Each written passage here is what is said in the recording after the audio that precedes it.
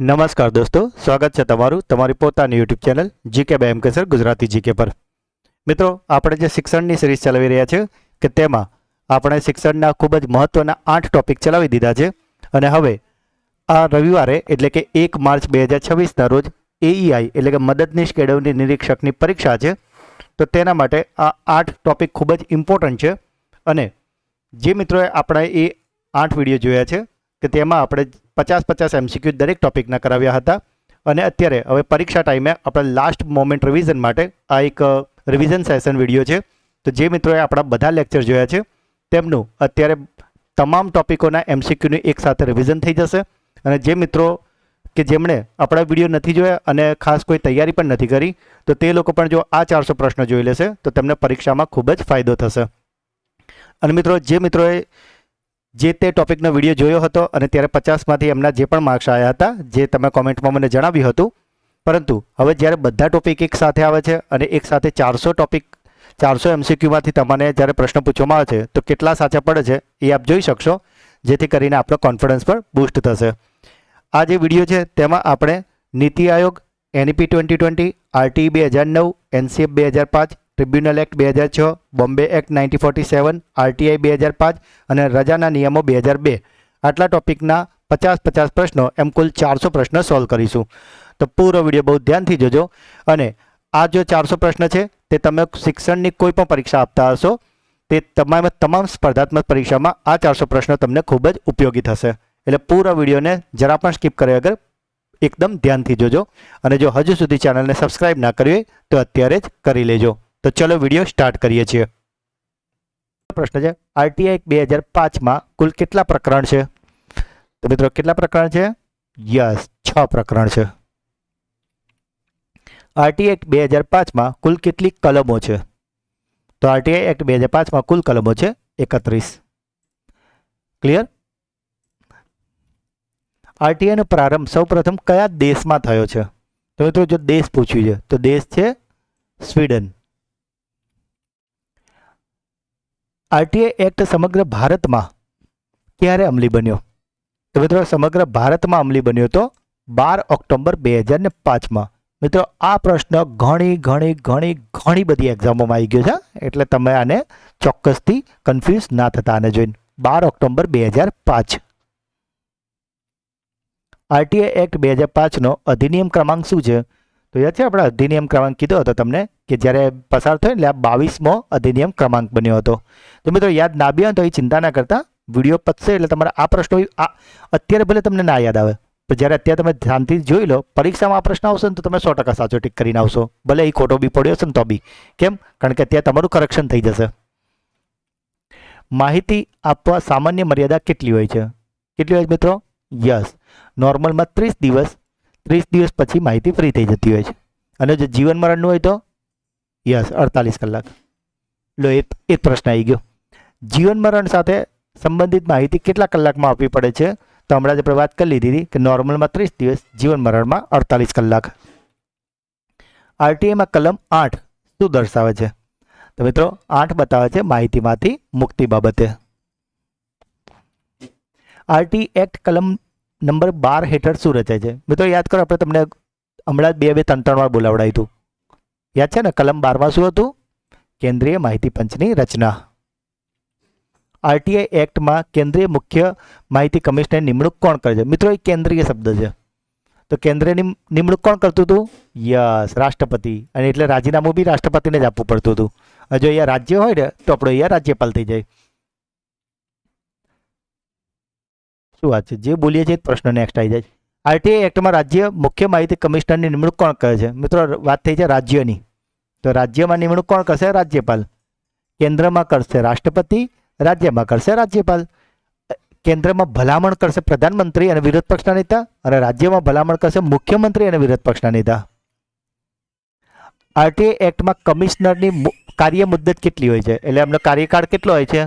તો આપણે તમને સમજાવ્યું 5 વર્ષ અથવા તો 65 વર્ષ, જે પહેલું થાય એ. RTI એક્ટમાં કલમ 19 શું દર્શાવે છે? તો મિત્રો, કલમ 19 વિશે આપણે તમને કીધું હતું કે એ છે 19 અપીલ. યાદ આવે છે? આપણે 2 વાર બોલ્યા હતા 19 અપીલ. 19 અપીલ. આરટીઆઈ એક્ટમાં કેન્દ્ર સરકાર માટે કેટલી અરજી છે? તો યાદ કરો મિત્રો, આપણે તમને બોલાવ્યું હતું ભારત, ગુજરાત અને હાઈકોર્ટ. ભારત, ગુજરાત ને અમદાવાદ એ રીતે આપણે તમને તૈયાર કરાવડાવ્યું હતું. એટલે કે 10, 20, 50. તો અહીંયા શું આવશે? આપણું કેન્દ્ર છે માટે 10. આરટીઆઈ એક્ટમાં બીપીએલ, બિલો પોવર્ટી લાઇન માટે કેટલી ફી હોય છે? તો બીપીએલ ધારકો માટે ફી હોય છે મફત. બરાબર, જે બિલો પોવર્ટી લાઇન હોય ને, ગરીબ માણસો અમારા જેવા, એમને આ માહિતી મફત અપાઈ દે. ભારતના પ્રથમ મુખ્ય માહિતી કમિશનર કોણ હતા? બોલો બોલો, ચલો. મુખ્ય માહિતી, આની જે તે વિડીયોના સમયે આપણે તમને ઇમેજ પણ બતાવેલી છે. યસ, વજાહત હબીબુલ્લાહ. આરટીઆઈ એક્ટનું મૂળ કયા કાયદામાં હતું? તો મૂળ હતું 2002માં અટલ બિહારી વાજપેયીના સમયનો કાયદો કે જેનું નામ છે ફ્રીડમ ઓફ ઇન્ફોર્મેશન એક્ટ 2002. અને આને આપણે કલમ 31ના આધારે રદ કર્યો હતો. ફ્રીડમ ઓફ ઇન્ફોર્મેશન એક્ટ કયા વડાપ્રધાનના સમયમાં હતો? તો હમણાં જ કહ્યું એમ અટલ બિહારી વાજપેયી. આરટીઆઈ એક્ટમાં હિયરિંગ માટે જો રાજ્ય માહિતી કમિશનર હોય ને તમને હિયરિંગ માટે બોલાવે તો ક્યાં બોલાવી શકે? તે બોલાવે છે ગાંધીનગરમાં. આરટીઆઈ એક્ટ 2005માં કલમ 27 શું આપે છે? તો મિત્રો, આજે આરટીઆઈ એક્ટ છે એમાં જે કલમ 27 તમને શું આપશે? તો સરકારને નિયમો બનાવવાની સત્તા આપશે.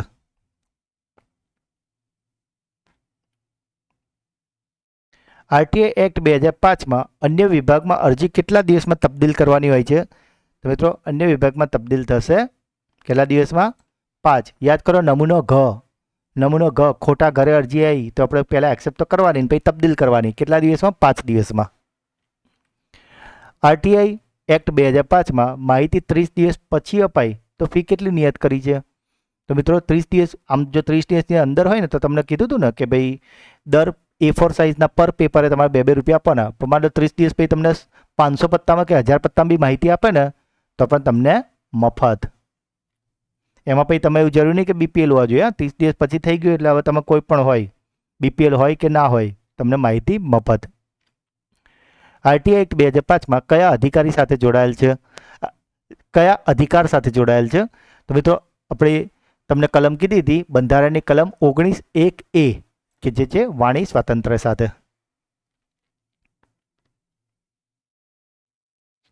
આરટીઆઈ એક્ટ 2005 કયા પ્રકારનો કાયદો છે? તો મિત્રો, આજે 2005નો જે કાયદો છે એ છે, બોલો, તમારે બી બોલો એટલે તમને ખબર પડે તમારું ગેસિંગ કેટલું સાચું પડે તો પરીક્ષામાં બી તમને કોન્ફિડન્સ રહે. વૈધાનિક કાયદો. આરટીઆઈ એક્ટ 2005માં કલમ 10 શું કહે છે? આપણે તમને આ તૈયાર કરાવડાવ્યું હતું. આ છે વિભાજ્યતા. મિત્રો, ખબર છે વિભાજ્યતામાં શું હોય કે ભાઈ અમુક બાબતો હોય જેમાં આરટીઆઈમાંથી મુક્તિ આપી હોય પણ એનો અમુક પોર્શન જો કહી શકાય, જેટલી માહિતી થોડી ઘણી આપી શકાતી હોય ને, એ બધી વિભાજ્યતા વિશે અહીંયા ડિટેલમાં આપેલું છે કલમ 10માં. આરટીઆઈ એક્ટ 2005માં પ્રથમ અપીલ કોણ પાસે કરવી? તો પ્રથમ અપીલ કોણ જોડે જાય? અપીલ અધિકારી સાથે. ડાયરેક્ટ રાજ્યપાલ જોડે ના પહોંચી જવાનું હોય. આરટીઆઈ એક્ટ 2005માં રાજ્ય માહિતી પંચ કેટલા દિવસમાં જવાબ આપશે તમને? તો રાજ્ય માહિતી પંચ તમને યાદ છે ને 60 દિવસમાં જવાબ આપશે, કાં તો પછી ગાંધીનગર હિયરિંગમાં બોલાવશે રૂબરૂ. આરટીઆઈ એક્ટ 2005માં 1 દિવસના લેખે કેટલો દંડ વસૂલી શકાય? મિત્રો, ધ્યાનથી જુઓ, કન્ફ્યુઝ ના થાય. એ 1 દિવસ પૂછ્યું છે તો 1 દિવસના કેટલા હોય છે? 250 રૂપિયા, 250 રૂપિયા. આરટીઆઈ એક્ટ 2005માં કલમ 2માં શું હોય છે? તો આપણે તમને વાત કરેલી જ છે કે કોઈ પણ એક્ટ હોય, એ આરટીઈ હોય, આરટીઆઈ હોય, બોમ્બે એક્ટ હોય, એમાં કલમ 2માં હંમેશા શું હોય? વ્યાખ્યા હોય. કલમ 1માં ટૂંકી સંજ્ઞા હોય, કલમ 2માં વ્યાખ્યા હોય. તો આપણો જવાબ આવશે વ્યાખ્યાઓ. આરટીઆઈ એક્ટ 2005માં સીડી કે ફ્લોપી માટે કેટલા રૂપિયા હોય છે? તો મિત્રો, A4 સાઇઝના પર પેપર માટે 2 રૂપિયા હતા, પણ સીડી માટે હોય છે 50 રૂપિયા. આરટીઆઈ એક્ટ 2005માં રેકોર્ડ તપાસ માટે પ્રથમ કેટલો સમય મફત હોય છે? બરાબર, તમે આપણે વાત કરી હતી ને કે જો કાર્યાલયમાં તમને બોલાયા, બરાબર, બધા દફતરો ચેક કરવા માટે, તો એના માટે તો પહેલી જે અડધો કલાક એટલે કે 30 મિનિટ હોય ને ત્યાં સુધી મફત, પછી દર અડધો કલાકે તમારે 20 રૂપિયા આપવાના થાય. આરટીઆઈ એક્ટ 2005માં દરેક A4 પેપર માટે કેટલી ફી હોય છે? તો મિત્રો, દરેક A4 સાઇઝના પેપર માટે 2 રૂપિયા હોય છે. મિત્રો, ઇઝી લાગે છે ને ટોપિક? ઇઝી લાગે છે ને? બહુ મહેનત કરીશ મિત્રો. તમારા દરેકે દરેક વિડીયો પાછળ હું બહુ જ મહેનત કરું છું. હું એવું જ વિચારું છું કે મને કોઈ કેવી રીતે શીખવે તો આવડી જાય, અને હું તમારા જેટલો હોશિયાર નથી, બરાબર. એટલે હું વિચારું કે જો મને આવડી જશે ને તો આ બધા બાળકોને તો આવડી જ જશે, બરાબર. હું કારણ કે મારી જાતને સૌથી છેલ્લે રાખું છું તમારી, એટલે હું વિચારું કે મને જો આવડશે ને તો આ લોકોને આવડશે, બરાબર. અને મને આવડવા માટે કેટલું સમજાવવું પડશે સાહેબને, બસ એ એંગલથી વિચારીને હું એવું સમજાવું છું કે જે મારા જેવા એકદમ છેલ્લી બેન્ચીસવાળા હોય ને, લાસ્ટ બેન્ચવાળા છોકરા, એમને પણ આવડી જાય, બરાબર. અને પછી એવો વિચાર કરીને ખુશ થવું કે ભાઈ મારા જેવા છોકરાને આવડી જાય તો તમે બધા તો ઓલરેડી જીનિયસ છો, તો તમને આવડવું જ જોઈએ, બરાબર. આરટીઆઈ એક્ટ 2005માં કેન્દ્રીય માહિતી પંચમાં મહત્તમ કેટલા કમિશનર હોઈ શકે છે? તો મિત્રો કેન્દ્રીય પૂછે કે રાજ્ય પૂછે, દરેકમાં એક મુખ્ય માહિતી કમિશનર હોય અને વધારેમાં વધારે 10 માહિતી કમિશનર હોય. મિત્રો જો દરેક પ્રશ્નની સાથે આપણે એક્સ્ટ્રા માહિતી આપીને બીજા બે ત્રણ પ્રશ્નો કવર કરાવીએ એટલે લાગે 50 પ્રશ્નો, પણ હકીકતમાં આખું આપણું આરટીઆઈનું રિવિઝન થઈ રહ્યું છે. આરટીઆઈ એક્ટ 2005માં કેન્દ્રના જે મુખ્ય કમિશનર કાં તો કમિશનર છે એ રાજીનામું કોને આપશે? તો મિત્રો કેન્દ્રના કમિશનરની નિમણૂક કોણે કરી હતી? રાષ્ટ્રપતિએ. તો રાજીનામું પણ કોને આપશે? રાષ્ટ્રપતિને. અને કેવી રીતે આપશે? સ્વ અક્ષરે. આરટીઆઈ એક્ટ 2005માં અમલી સમયે કયો રાજ્ય બહાર હતો? તો મિત્રો તમને ખ્યાલ છે 2005માં જમ્મુ અને કાશ્મીરમાં કલમ પેલી જે ચાલતી ને 370 નંબરની કલમ ચાલુ હતી એટલે ત્યાં લાગુ નહોતો પડ્યો.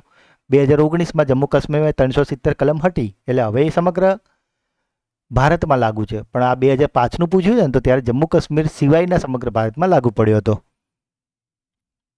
આરટીઆઈ લાગુ થયો ત્યારે પ્રથમ અરજી કયા રાજ્યમાં થઈ હતી? તો મિત્રો સૌથી પહેલાં થઈ હતી આ મહારાષ્ટ્રમાં. મહારાષ્ટ્રમાં પણ ક્યાં? મહારાષ્ટ્રના પુણેમાં. અને પુણેમાં પણ કઈ જગ્યા પર? પુણેના પોલીસ સ્ટેશનમાં. ક્લિયર? મિત્રો વિડીયોને લાઇક ના કર્યો હોય તો અત્યારે જ કરી દેજો.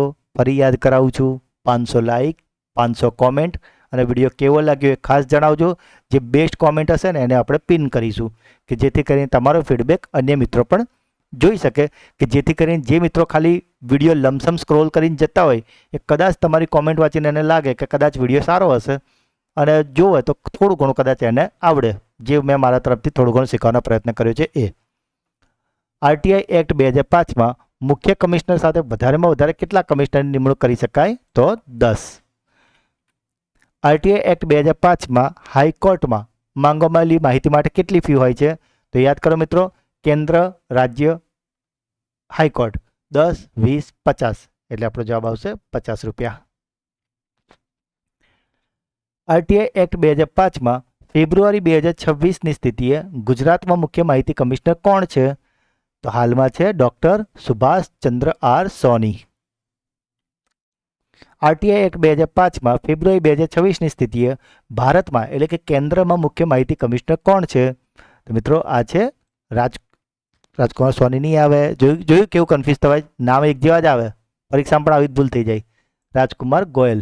જો ઓપ્શન જુઓ, રાજકુમાર, અહીં સુભાષચંદ્ર, અહીં બી સુભાષચંદ્ર જ, પણ જો સરનેમો, બસ પરીક્ષામાં આ રીતે જ તમને કન્ફ્યુઝ કરે, બરાબર.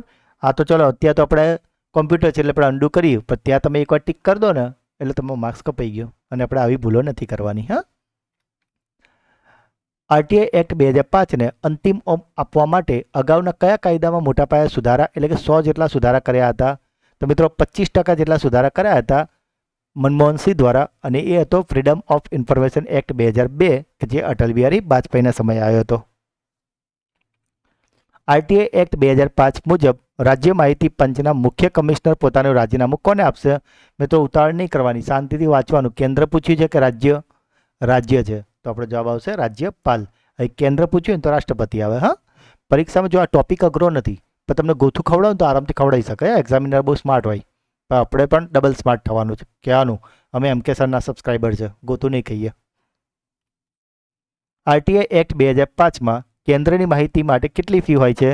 તો આપણે કીધું ને, કેન્દ્ર, રાજ્ય, હાઈકોર્ટ 10, 20, 50. જો આપણે આખા વિડીયોમાં કેટલી બધી વાર બોલ્યા, તમને લાગે તમારી જ્યારે ગોખવું પડ્યું હોય?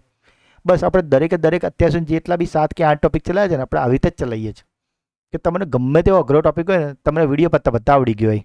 તમારે ખાલી એક કર્મ કરવાનું છે કે વિડીયો દોડાય વગર શાંતિથી જોવાનો છે અને લાઇક ને કોમેન્ટ કરવાનું છે. ચલો નેક્સ્ટ છે શું છે? આરટીઆઈ એક્ટમાં કેન્દ્રની માહિતી માટે કેટલી ફી નિયત કરવામાં આવી છે? સોરી આમ મિત્રો, આમાં પ્રશ્નો બહુ જ લિમિટેડ છે, એટલે કદાચ બની શકે અમુક પ્રશ્નો રિપીટ થતા હોય.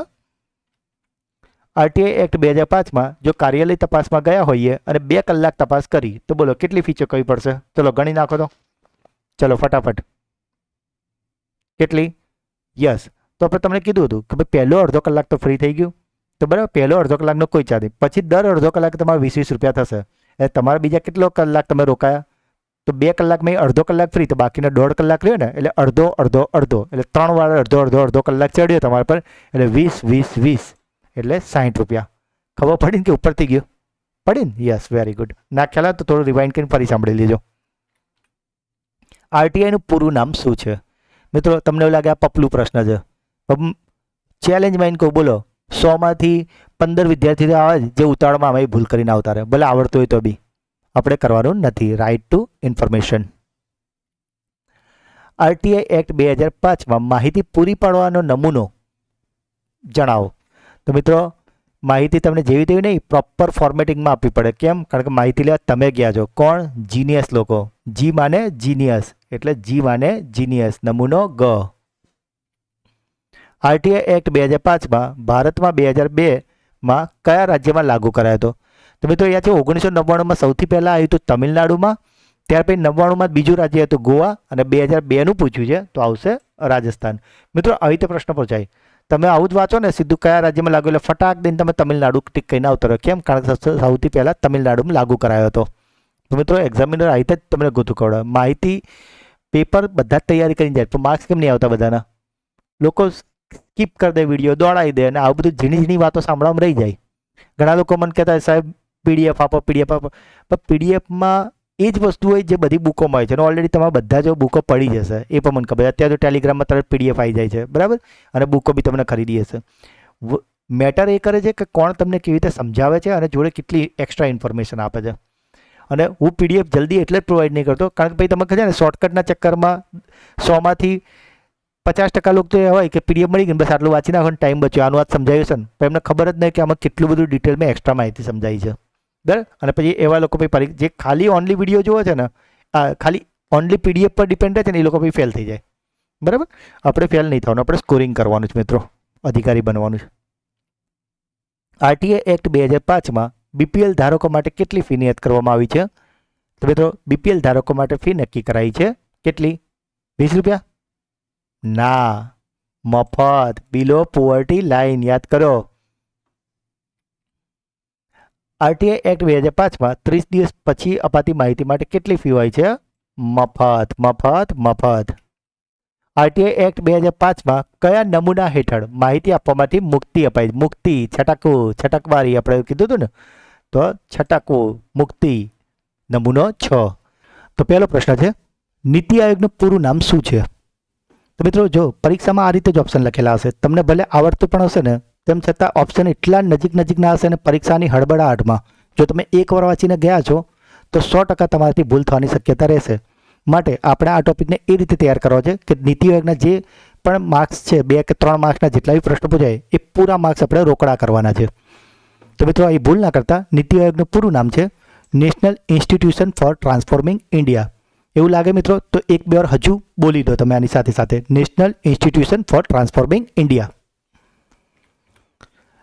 નેક્સ્ટ પ્રશ્ન, નીતિ આયોગની સ્થાપના ક્યારે કરવામાં આવી હતી? તો મિત્રો જેમ અગાઉ જ જોયું તેમ નીતિ આયોગની સ્થાપના કરવામાં આવી છે 1 જાન્યુઆરી 2015ના રોજ. મિત્રો હું પ્રશ્ન વાંચું છું, પણ તમારે જો તમે થિયોરી આગળ જોઈ છે તો તમારે તરત જવાબ તમારી જાતને જણાવવાનો છે, જેથી ખ્યાલ આવે કે 50માંથી તમને કેટલા આવડ્યા છે. નીતિ આયોગના અધ્યક્ષ એટલે કે ચેરમેન કોણ હોય છે? તો જેમ મિત્રો આપણે વાત કરી કે આ એક પદ છે, એટલે કે જે પણ ભારતના વડાપ્રધાન હશે તે જ નીતિ આયોગના અધ્યક્ષ હશે. નીતિ આયોગે કઈ સંસ્થાનું સ્થાન લીધું છે? તો મિત્રો આજે નીતિ આયોગ 2015માં શરૂ થયું, તેના પહેલાં જે સંસ્થા હતી તેનું નામ હતું યોજના આયોગ, અથવા તેનું બીજું નામ છે આયોજન પંચ, જેને પ્લાનિંગ કમિશન પણ કહીએ છીએ. નીતિ આયોગના પ્રથમ ઉપાધ્યક્ષ કોણ હતા? તો મિત્રો આ જે નીતિ આયોગ છે એના પ્રથમ ઉપાધ્યક્ષ હતા અરવિંદ પનગડિયા. આપ ઇમેજમાં જોઈ શકો છો. મિત્રો મેં દરેકમાં રિલેટેડ ઇમેજ શોધીને મૂકી છે, કારણ કે મારો એ જ ટાર્ગેટ છે કે જે પણ મિત્રો આ વિડીયો જુઓ છે તેમનો નીતિ આયોગના ટોપિકમાં આજ પછી એક પણ માર્ક્સ ના કપાવવો જોઈએ. નેક્સ્ટ પ્રશ્ન, નીતિ આયોગનું મુખ્ય મથક ક્યાં આવેલું છે? તો મિત્રો નીતિ આયોગનું મુખ્ય મથક આવેલું છે નવી દિલ્હીમાં. નીતિ આયોગ કયા સિદ્ધાંત પર આધારિત છે? તો મિત્રો જેમ આપણે અગાઉ જોયું હતું કે ટીમ ઇન્ડિયા હબ હતું કે જે સહકારી સંઘવાદ પર કાર્ય કરતું હતું કે જેને અંગ્રેજીમાં કહે છે કોઓપરેટિવ ફેડરલિઝમ. નીતિ આયોગના વર્તમાન સીઈઓ કોણ છે? મિત્રો એ કન્ફ્યુઝ ના થતા, એ વર્તમાન પૂછ્યું છે કે પ્રથમ પૂછ્યું છે એ શાંતિથી જોઈ લેવાનું છે કે સૌથી લાંબા સમયના. તો જેમ આપણે અગાઉ જોયું કે પ્રથમ હતા સિંધુસિંહ ભુલ્લર, સૌથી લાંબા સમય માટે હતા અમિતાભ કાંત અને વર્તમાનમાં છે BVR સુબ્રમણ્યમ. નીતિ આયોગની ગવર્નિંગ કાઉન્સિલમાં કોનો સમાવેશ થાય છે? તો મિત્રો આજે નીતિ આયોગની ગવર્નિંગ કાઉન્સિલ છે તેમાં સમાવેશ થાય છે બધા જ રાજ્યોના મુખ્યમંત્રીઓ અને કેન્દ્ર શાસિત પ્રદેશોના લેફ્ટનન્ટ ગવર્નરનો. નીતિ આયોગના પ્રથમ સીઈઓ કોણ હતા? તો જેમ હમણાં જ તમને જણાવ્યું કે પ્રથમ સીઈઓ હતા સિંધુસિંહ ખુલ્લર મેડમ. નીતિ આયોગ કેવા પ્રકારની સંસ્થા છે? તો મિત્રો આપ ઇમેજ જોઈ રહ્યા છો, અહીંયા ટેન્ક છે અને ઉપર મગજ દોરેલું છે. એનો મતલબ કે આ લડાઈવાળી ટેન્ક નથી, પરંતુ આ છે થિંક ટેન્ક. અને સાથે જ નીતિ આયોગ છે બિનબંધારણીય અને સલાહકારી સંસ્થા. અટલ ઇનોવેશન મિશન કોના દ્વારા ચલાવવામાં આવે છે? તો મિત્રો આજે અટલ ઇનોવેશન મિશન છે તે ચલાવવામાં આવે છે નીતિ આયોગ દ્વારા. આ અટલ ઇનોવેશન મિશનનો લોગો છે મિત્રો, તો આને પણ જરા ધ્યાનથી જોઈ લેજો. નીતિ આયોગના ઉપાધ્યક્ષની નિમણૂક કોણ કરે છે? તો મિત્રો જો ફરીથી તમને એકવાર ક્લિયર કરાવી દઉં કે અધ્યક્ષ તો વડાપ્રધાન જ હશે અને ત્યારબાદ ઉપાધ્યક્ષ, સીઈઓ, આમંત્રિત મહેમાનો આ બધા જ વડાપ્રધાન નક્કી કરે છે. તો આ રીતનો કોઈ પણ પ્રશ્ન આવે તો તમારે લખી દેવાનું છે વડાપ્રધાન. SDG ઇન્ડિયા ઇન્ડેક્સ કોણ જારી કરે છે? એટલે કે SDG જેનું હમણાં જ મેં તમને પૂરું નામ કીધું હતું, સસ્ટેનેબલ ડેવલપમેન્ટ ગોલ્સ. તો આ જે ઇન્ડેક્સ છે તેને જાહેર કરે છે નીતિ આયોગ. નીતિ આયોગમાં કેટલા હોદ્દાની રૂએ સભ્યો હોઈ શકે છે? તો મિત્રો મેં અહીંયા ઇમેજ મૂકી છે એટલે તમને ખ્યાલ આવી જ ગયો હશે, કારણ કે અગાઉ હમણાં જ આપણે આ શીખીને આવ્યા છે. તો આ કુલ સંખ્યા છે 4 અને પૂર્ણકાલીન સભ્ય પૂછે તો 5 અને હોદ્દાની રૂએ છે 4. નીચેનામાંથી કયું નીતિ આયોગનું કાર્ય નથી? તો વ્યૂહાત્મક નીતિઓ ઘડવી એ નીતિ આયોગનું કાર્ય છે. સહકારી સંઘવાદને પ્રોત્સાહન આપવું તો તે પણ ટીમ ઇન્ડિયા કબ એટલે કે નીતિ આયોગનું કાર્ય છે. થિંક ટેન્ક તરીકે કામ કરવું તે પણ નીતિ આયોગ કરે છે. પણ રાજ્યોને પંચવર્ષીય યોજના માટે ફંડ ફાળવવું તે નીતિ આયોગ કરતું નથી. નીતિ આયોગની કાર્ય કરવાની પદ્ધતિ કઈ છે? તો મિત્રો આજે એપ્રોચની વાત કરી છે, જેમના વિશે મેં તમને અગાઉ હમણાં જ સમજાવ્યું હતું. આ આપ જોઈ શકો છો, નીચે એરો જઈ રહ્યો છે, એનો મતલબ કે આ ટોપ ટુ બોટમ, ઉપરથી ડિસિઝન લેવાય છે અને સીધું નીચે સુધી ઇમ્પ્લિમેન્ટ કરવામાં આવે છે. અને આ છે બોટમ ટુ ટોપ, જેનો મતલબ કે નીચેથી લોકોના અભિપ્રાય લઈને ઉપર નીતિઓ ઘડવામાં આવે છે. અને NITI Aayog bottom two up સિદ્ધાંત પર કાર્ય કરે છે. એસ્પાયરેશનલ ડિસ્ટ્રિક્ટ પ્રોગ્રામ એટલે કે ADP ક્યારે શરૂ થયો હતો? તો મિત્રો આજે એસ્પાયરેશનલ ડિસ્ટ્રિક્ટ પ્રોગ્રામ છે તે શરૂ કરાયો હતો 2018માં. મિત્રો નીતિ આયોગ આવા ઘણા બધા પ્રોગ્રામ કરે છે અને ઇન્ડેક્સો બહાર પાડે છે અને રાજ્યો વચ્ચે એક હેલ્ધી કોમ્પિટિશન રાખે છે. નીતિ આયોગમાં હોદ્દાની રૂએ સભ્યો કોણ હોય છે? તો નિવૃત્ત ન્યાયાધીશો નથી હોતા મિત્રો, કેન્દ્રીય મંત્રી પરિષદના સભ્યો પણ નથી હોતા, પરંતુ આનો સાચો જવાબ આવે છે વિવિધ રાજ્યોના મુખ્યમંત્રીઓ. મિત્રો આઈ હોપ કે તમને વિડીયોમાં મજા આવી રહી હશે અને આટલો ઇમ્પોર્ટન્ટ અને મહત્વનો ટોપિક તમને ખૂબ જ ઇઝી લાગતો થઈ ગયો હશે. કમ્પોઝિટ વોટર મેનેજમેન્ટ ઇન્ડેક્સ કોણ બહાર પાડે છે? તો મિત્રો આજે કમ્પોઝિટ વોટર મેનેજમેન્ટ ઇન્ડેક્સ છે તેને પણ બહાર પાડે છે નીતિ આયોગ. નીતિ આયોગના પૂર્ણકાલીન સભ્યોનો દરજ્જો કોને સમાન હોય છે? તો મિત્રો જે આપણે અગાઉ 5 વ્યક્તિઓ જોયા હતા પૂર્ણકાલીન સભ્યોમાં, અને તેઓ કેબિનેટ મંત્રીની કક્ષાની સમાન હોય છે. નીતિ આયોગના ટીમ ઇન્ડિયા હબનું કાર્ય શું છે? તો મિત્રો આજે ટીમ ઇન્ડિયા છે તેનું કાર્ય છે રાજ્યો અને કેન્દ્રો વચ્ચે કડી તરીકે કામ કરવાનું.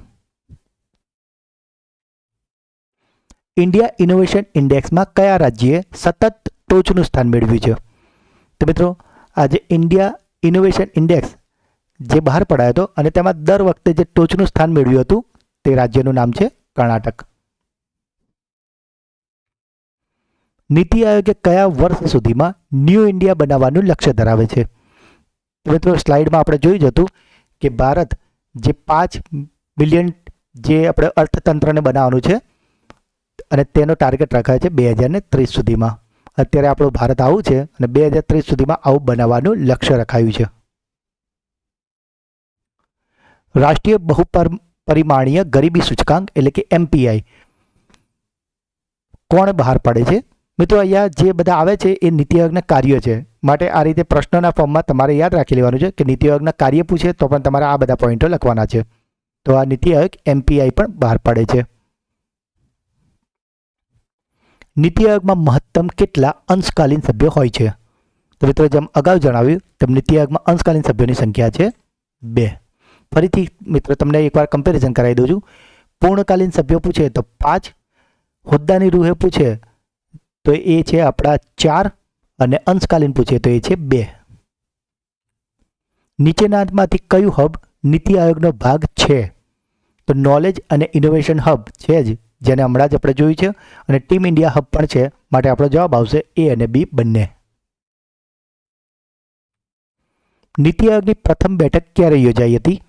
તો મિત્રો જેમ આપણે જોયું કે નીતિ આયોગની રચના થઈ હતી 1 જાન્યુઆરી 2015 અને ત્યારબાદ 8 ફેબ્રુઆરી 2015 તેની પ્રથમ બેઠક યોજાઈ હતી. વુમન ટ્રાન્સફોર્મિંગ ઇન્ડિયા એવોર્ડની શરૂઆત ક્યારે થઈ છે? તો મિત્રો આજે વુમન ટ્રાન્સફોર્મિંગ ઇન્ડિયા એવોર્ડ છે કે જે નીતિ આયોગ આપે છે અને તેની શરૂઆત કરવામાં આવી હતી 2016માં. નીતિ આયોગના વર્તમાન ઉપાધ્યક્ષ કોણ છે? તો મિત્રો નીતિ આયોગના વર્તમાન ઉપાધ્યક્ષનું નામ છે સુમન બેરી. હેલ્થ ઇન્ડેક્સ કોના સહયોગથી નીતિ આયોગ તૈયાર કરે છે?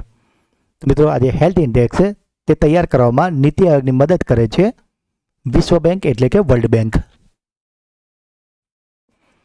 આ મોસ્ટ એમપી પ્રશ્ન છે મિત્રો. સસ્ટેનેબલ ડેવલપમેન્ટ ગોલ્સ એટલે કે SDGની સંખ્યા કેટલી છે કે જે નીતિ આયોગ ટ્રેક કરે છે? તો મિત્રો આ જે ચાર્ટ છે આનો ખાસ સ્ક્રીનશોટ લેજો મિત્રો. અને આના વિશે તમને ખ્યાલ હોવો જ જોઈએ કે SDGની સંખ્યા છે કુલ 17 અને આમાં તમે જોઈ શકો છો 1 નંબર પર છે નો પુઅર્ટી, 2 પર છે ઝીરો હંગર, 3 પર છે ગુડ હેલ્થ, 4 પર છે ક્વોલિટી એજ્યુકેશન. તો આ રીતે તમારે આ ચાર્ટ વિશે દરેક નંબર વિશે ડિટેલમાં યાદ રાખવાનું છે. એકવાર આનો અભ્યાસ કરી લેવાનો છે. અને મિત્રો જે પ્રશ્નો પરીક્ષામાં પૂછાય છે એમાં માની લો કે તમે શિક્ષણની કોઈ પણ પોસ્ટ માટે તૈયારી કરી રહ્યા છો તો એમાં પૂછવામાં આવે કે SDGમાં શિક્ષણને લગતું જે નંબર છે તે કયો છે? તો એમાં 4 નંબરનું જે છે એ શિક્ષણ માટે છે, 3 નંબરનું છે એ હેલ્થ માટે છે એટલે કે દવાખાનાને લગતું એ રીતે. તો તમારે આ રીતે આને ટોટલી એકવાર અભ્યાસ કરી લેવાનો છે. જો તમને એવું લાગે તો કોમેન્ટમાં જણાવજો. આપણે આને પણ એક નાનકડો વિડીયો સરસ મજાનો બનાવી દઈશું જેથી કરીને તમારે ગોખવા નહીં પડે ને તમને ઇઝીલી યાદ રહી જશે. નીતિ આયોગ દ્વારા જાહેર કરાયેલા સ્કૂલ એજ્યુકેશન ક્વોલિટી ઇન્ડેક્સમાં કયું રાજ્ય મોખરે રહ્યું હતું? તો મિત્રો આજે નકશામાં તમે આજે રાજ્યનો જે કટઆઉટ છે એ જોઈને સમજી જ ગયા છો અને એ લખ્યું જ છે કે નંબર 1 રાજ્ય રહ્યું હતું કેરળ. નીતિ આયોગના CEOની નિમણૂક કોણ કરે છે? તો જેમ મિત્રો મેં અગાઉ જ જણાવ્યું તમને કે મોટાભાગના જે પદ છે આમંત્રિત મહેમાનો, CEO, ઉપાધ્યક્ષ તમામની નિમણૂક કરે છે આપણા વડાપ્રધાન. મેન્ટોર ઇન્ડિયા અભિયાન કયા પ્રોજેક્ટનો ભાગ છે? તો મિત્રો આજે મેન્ટોર ઇન્ડિયા છે તે ભાગ છે અટલ ઇનોવેશન મિશનનો. યોજના આયોગમાં પંચવર્ષીય યોજના હતી, નીતિ આયોગમાં તેની જગ્યાએ શું છે?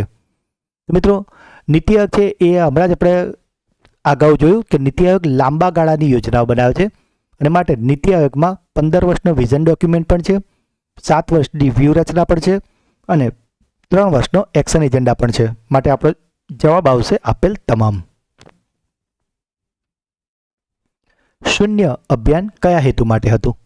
તો મિત્રો આવા પ્રશ્નો પરીક્ષામાં પૂછાતા હોય છે. તો મિત્રો આજે શૂન્ય અભિયાન જે નીતિ આયોગ દ્વારા શરૂ કરવામાં આવ્યું હતું અને તેનું હેતુ હતો શૂન્ય પ્રદૂષણ ડિલિવરી વાહનો એટલે કે EV વાહનો. અમૃત પોર્ટલ શેના વિશે માહિતી આપે છે? તો મિત્રો આજે અમૃત પોર્ટલ છે તે જ મુખ્યત્વે છે ઇલેક્ટ્રિક વાહનો માટે, કે જેમાં વાહનોને ઈવી લેવાથી શું ફાયદા થાય છે, પ્રદૂષણ કઈ રીતે ઘટાડી શકાય છે, તેના માટે સબસિડી આપી તમામ માહિતી તમને આ ઈ અમૃત પોર્ટલ પરથી મળી જાય છે. નીતિ આયોગ કઈ શ્રેણીમાં એક્સપોર્ટ પ્રિપેર્ડનેસ ઇન્ડેક્સ બહાર પાડે છે? તો મિત્રો નામ પરથી તમને ખબર પડી ગઈ હશે કે એક્સપોર્ટ પ્રિપેર્ડનેસ ઇન્ડેક્સ. તો એક્સપોર્ટ એટલે કે નિકાસ સજ્જતા માટે આ એવોર્ડ ઇન્ડેક્સ બહાર પડાય છે, કે જેમાં કયા રાજ્યમાંથી કઈ વસ્તુ અને કેટલા પ્રમાણમાં એક્સપોર્ટ એટલે કે નિકાસ કરાય છે અને તેની એક યાદી એટલે કે ઇન્ડેક્સ બહાર પાડવામાં આવે છે. નીતિ આયોગની રચના માટેનો ઠરાવ કોણે પસાર કર્યો હતો? તો મિત્રો આજે નીતિ આયોગ બનાવી હતી 1 જાન્યુઆરી 2015 અને તે બનાવવા માટે જે ઠરાવ છે તે પાસ કરાયો હતો કેન્દ્રીય કેબિનેટ દ્વારા. 7 કાર્યક્રમ કયા ક્ષેત્રોમાં પરિવર્તન લાવવા માટે છે? તો મિત્રો આજે 7 કાર્યક્રમ છે કે જેનું પૂરું નામ છે sustainable action for transforming human capital, અને આ જે કાર્યક્રમ છે તેનું મુખ્ય હેતુ હતો શિક્ષણ અને આરોગ્યમાં પરિવર્તન લાવવાનો.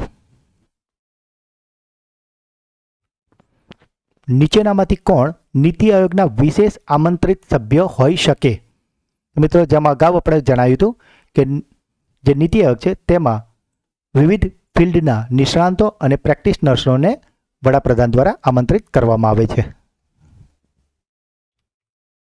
નીતિ આયોગનો મુખ્ય ઉદ્દેશ્ય શું છે?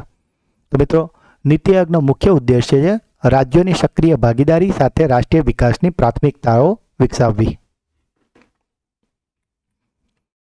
નીતિ આયોગે કયા રિપોર્ટ દ્વારા દેશમાં સિલ્વર ઇકોનોમી કે જેને વૃદ્ધોની અર્થવ્યવસ્થા કહીએ છીએ તેને પ્રોત્સાહન આપ્યું છે? તો મિત્રો પરીક્ષામાં તમને આ રીતે લખેલું નહીં આવે, તમને ખાલી એટલું જ પૂછશે કે નીતિ આયોગની સિલ્વર ઇકોનોમી શાની સાથે સંબંધિત છે. તો મિત્રો તમારે આમાં કન્ફ્યુઝ નથી થવાનું. સિલ્વર ઇકોનોમી છે આપણા senior care reform in India સાથે સંબંધિત. નીતિ આયોગના સભ્યોમાં જે વી.કે. સારસ્વત હતા તે કયા ક્ષેત્ર સાથે સંકળાયેલા છે? તો મિત્રો જેમ અગાઉની સ્લાઇડમાં આપણે તમને આમની ઇમેજ બી બતાવી હતી અને સાથે તેમના હોદ્દાની સાથે તેઓ શું હતા, કયા ફિલ્ડમાં છે તેના વિશે પણ જણાવ્યું છે. અને આ જે વી.કે. સારસ્વતજી છે તે છે વિજ્ઞાન અને સંરક્ષણ સાથે સંકળાયેલા છે. ડિજિટલ બેન્કિંગ પરનો અહેવાલ તાજેતરમાં કોણે રજૂ કર્યો છે? તો મિત્રો જો જ્યારે તમે ડિજિટલ બેન્કિંગ નામ સાંભળો એટલે તમે સીધો ઓપ્શનમાં પહેલું RBI ટિક કરીને આવી જાઓ, પણ તમારે યાદ રાખવાનું છે કે આ જે ડિજિટલ બેન્કિંગ પરનો અહેવાલ છે તેને પણ તાજેતરમાં રજૂ કર્યો છે નીતિ આયોગે. નીતિ આયોગના SDG ઇન્ડિયા ઇન્ડેક્સ એટલે કે સસ્ટેનેબલ ડેવલપમેન્ટ ગોલ્સ ઇન્ડિયા ઇન્ડેક્સમાં પ્રથમ વખત કયું રાજ્ય ટોચ પર રહ્યું હતું?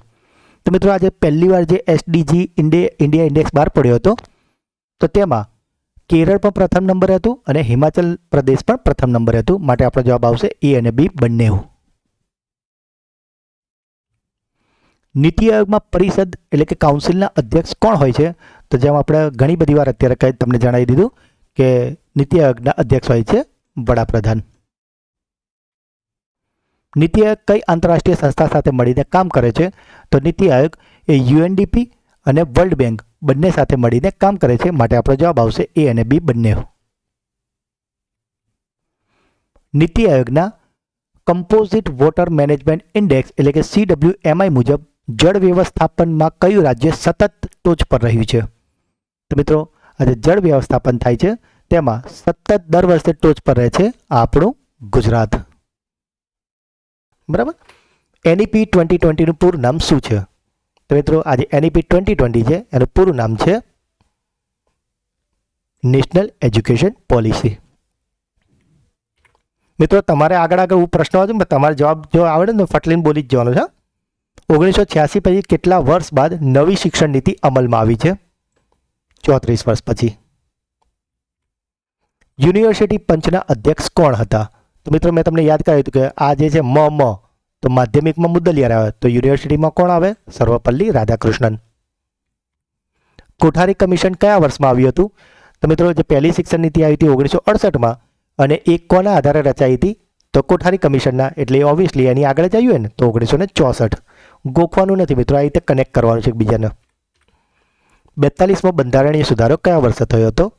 તો મિત્રો આજે 42મો સુધારો છે એ આવ્યો હતો 1976માં. શિક્ષણ પાસે જીડીપીના કેટલા ટકા ખર્ચવાની ભલામણ હતી? તો મિત્રો ત્રણ શિક્ષણ નીતિમાં 6% જીડીપીના ખર્ચવાની ભલામણ કરાઈ છે. NEP 2020 માટે ડ્રાફ્ટ સમિતિના અધ્યક્ષ કોણ હતા? તો મિત્રો NEP 2020ના ડ્રાફ્ટ સમિતિ અને જે મુખ્ય સમિતિ બંનેના અધ્યક્ષ હતા ડૉક્ટર કે કસ્તુરી રંજન. NEP 2020 ક્યારે સ્વીકારવામાં આવી? જો મિત્રો અહીં કન્ફ્યુઝ ના થતા, ક્યારે સ્વીકારવામાં આવી એ પૂછી છે. તો આ સ્વીકારાઈ હતી 29 જુલાઈ 2020 અને માટે જ એને NEP 2020 કહે, કારણ કે 2020માં એ સ્વીકારવામાં આવી છે. NEP 2020ના કેટલા આધારસ્તંભ છે? તો આપણે જોયું હતા કેટલા હતા? 5. NEP 2020માં કુલ કેટલા પ્રકરણ છે? કેટલા છે બોલ દો મિત્રો જલ્દી. યસ, સાચું, 27 પ્રકરણ. NEP 2020માં શૈક્ષણિક માળખું શું છે? તો હમણાં જ આપણે જોયું હતું કે આમાં શૈક્ષણિક માળખું 5+3+3+4. મિત્રો જો 50 સાચા પડવા જોઈએ તો જ મેં સારું ભણાવ્યું, તમે ધ્યાનથી જોયું કેવા છે. એટલે આપણા બંનેની ઇજ્જતનો સવાલ છે. ધોરણ 5 સુધી શિક્ષણ કઈ ભાષામાં આપવાનું સૂચન છે? તો હમણાં પણ આના વિશે મેં તમને સમજાવ્યું હતું કે આપણે કોઈ ભાષા નહીં કહેવાનું, આપણે શું કહેવાનું છે? માતૃભાષામાં. MHRDનું નવું નામ શું છે? તો જે પહેલાં નામ હતું 1985 પહેલાં, એ જ હવે ફરી કરાવી દે છે શિક્ષણ મંત્રાલય. FLNનું પૂરું નામ શું છે? તો FLNનું પૂરું નામ છે ફાઉન્ડેશનલ લિટરસી એન્ડ ન્યુમરેસી, એટલે કે આપણે મૂળભૂત વાંચન ગણન કહીએ ને એ. નિપુણ ભારતનો હેતુ શું છે? અને મિત્રો અઘરો કરવો હોય તો નિપુણનું પૂરું નામ પણ પૂછી શકે છે. તો આ છે વાંચન અને સંખ્યા જ્ઞાન. સામાન્ય શાળામાં ટીચર સ્ટુડન્ટ રેશિયો કેટલો રહેશે? તો મિત્રો જો એ કન્ફ્યુઝ ના થાવ, સામાન્ય શાળા શબ્દ લખ્યો છે. તો સામાન્ય શાળામાં હોય છે 30:1 અને જો અહીંયા કોઈ વંચિત જૂથની શાળા હોય તો 25:1. ABCનો અર્થ શું થાય છે? તો મિત્રો ABCનો અર્થ થાય છે academic bank of credit. NEP 2020માં સ્નાતક અભ્યાસક્રમ કેટલા વર્ષનો રહેશે? તો મિત્રો આપણે જે ગ્રેજ્યુએટ થતા હતા 3 વર્ષ થતા હતા, પણ હવે આ નવી જે શિક્ષણ નીતિ આવશે એમાં સ્નાતકનો અભ્યાસક્રમ છે એ કેટલા વર્ષનો થઈ ગયો છે? 4 વર્ષનો. NRFનું પૂરું નામ શું છે? તો NRF એટલે કે હમણાં જ આપણે જોયું હતું નેશનલ રિસર્ચ ફંડ. NEP 2020માં સ્નાતક કક્ષાએ પ્રથમ વર્ષે શું પ્રમાણપત્ર મળશે? તો મિત્રો જો આવી ગયું ને ફરીથી એ પ્રશ્ન, તો પહેલું વર્ષ હશે તો સર્ટિફિકેટ, બીજામાં ડિપ્લોમા, ત્રીજામાં ડિગ્રી અને ચોથામાં રિસર્ચ. ફરીવાર સર્ટિફિકેટ, ડિપ્લોમા, ડિગ્રી અને રિસર્ચ, પહેલું, બીજું, ત્રીજું, ચોથું આ રીતે રહેશે. બરાબર. આપણે એક પ્રશ્ન બંધ મૂક્યો છે પણ આ રીતે તમારે બીજા 4 કવર કરાવી દીધા છે. સ્વયંનું પૂરું નામ શું છે? તો આનું પૂરું નામ છે study waves of active learning four young aspiring minds. ધોરણ 6 થી 8માં વર્ષે કેટલા દિવસ બેકલેટ ડે હોય છે? તો 6 થી 8માં કેટલા દિવસ હોય છે? યસ, રાઈટ, 10 દિવસ. ગુજરાતમાં સ્કૂલ ક્વોલિટી ફ્રેમવર્ક કોણ બનાવે છે? તો મિત્રો જે પણ રાજ્યની SCERT હોય એ આ બનાવતું હોય, અને S એટલે સ્ટેટ, તો આપણે ગુજરાતનો G લાગી જાય S ના બદલે, એટલે એનું નામ શું થઈ જાય? GCERT. NEP 2020 મુજબ તમામ યુનિવર્સિટીઓ કઈ પ્રકારની બની જશે? તો મિત્રો આપણે જે પેલું મેરુ જોયું હતું ને MERU, એ જ મલ્ટીડિસિપ્લિનરી ટાઈપની બની જશે. GSQSCનું પૂરું નામ શું છે? GSQSCનું પૂરું નામ છે Gujarat school quality accreditation council. બાળકના કેટલા ટકા મગજનો વિકાસ 6 વર્ષ સુધી થઈ જાય છે? તો મિત્રો આજે 6 વર્ષ સુધી વિકાસ થઈ જાય છે 85%. રાષ્ટ્રીય શિક્ષણ નીતિ 2020 શાળાથી લઈને કયા સ્તર સુધી સુધારા કરે છે? તો મિત્રો આપણે જે દ્વિતીય શિક્ષણ નીતિ જોયું 6 થી 14 વર્ષ, પણ આમાં તો કેટલું થઈ ગયું હતું ઉંમર બોલો? યસ, 3 થી 18 વર્ષ માટે શાળાથી લઈને ઉચ્ચ શિક્ષણ. માધ્યમિક પંચને કયા નામે ઓળખવામાં આવે છે? મિત્રો યાદ કરો આપણી ટ્રીક માધ્યમિક મુદ્દલિયાર, લક્ષ્મીકાંત મુદ્દલિયાર. NEP 2020 નો ડ્રાફ્ટ કેટલા પેજનો હતો? મિત્રો આજે NEP 2020 છે એનો ડ્રાફ્ટ હતો 458 પેજનો. શાળા શિક્ષણ માટે પ્રકરણ નંબર કેટલા છે?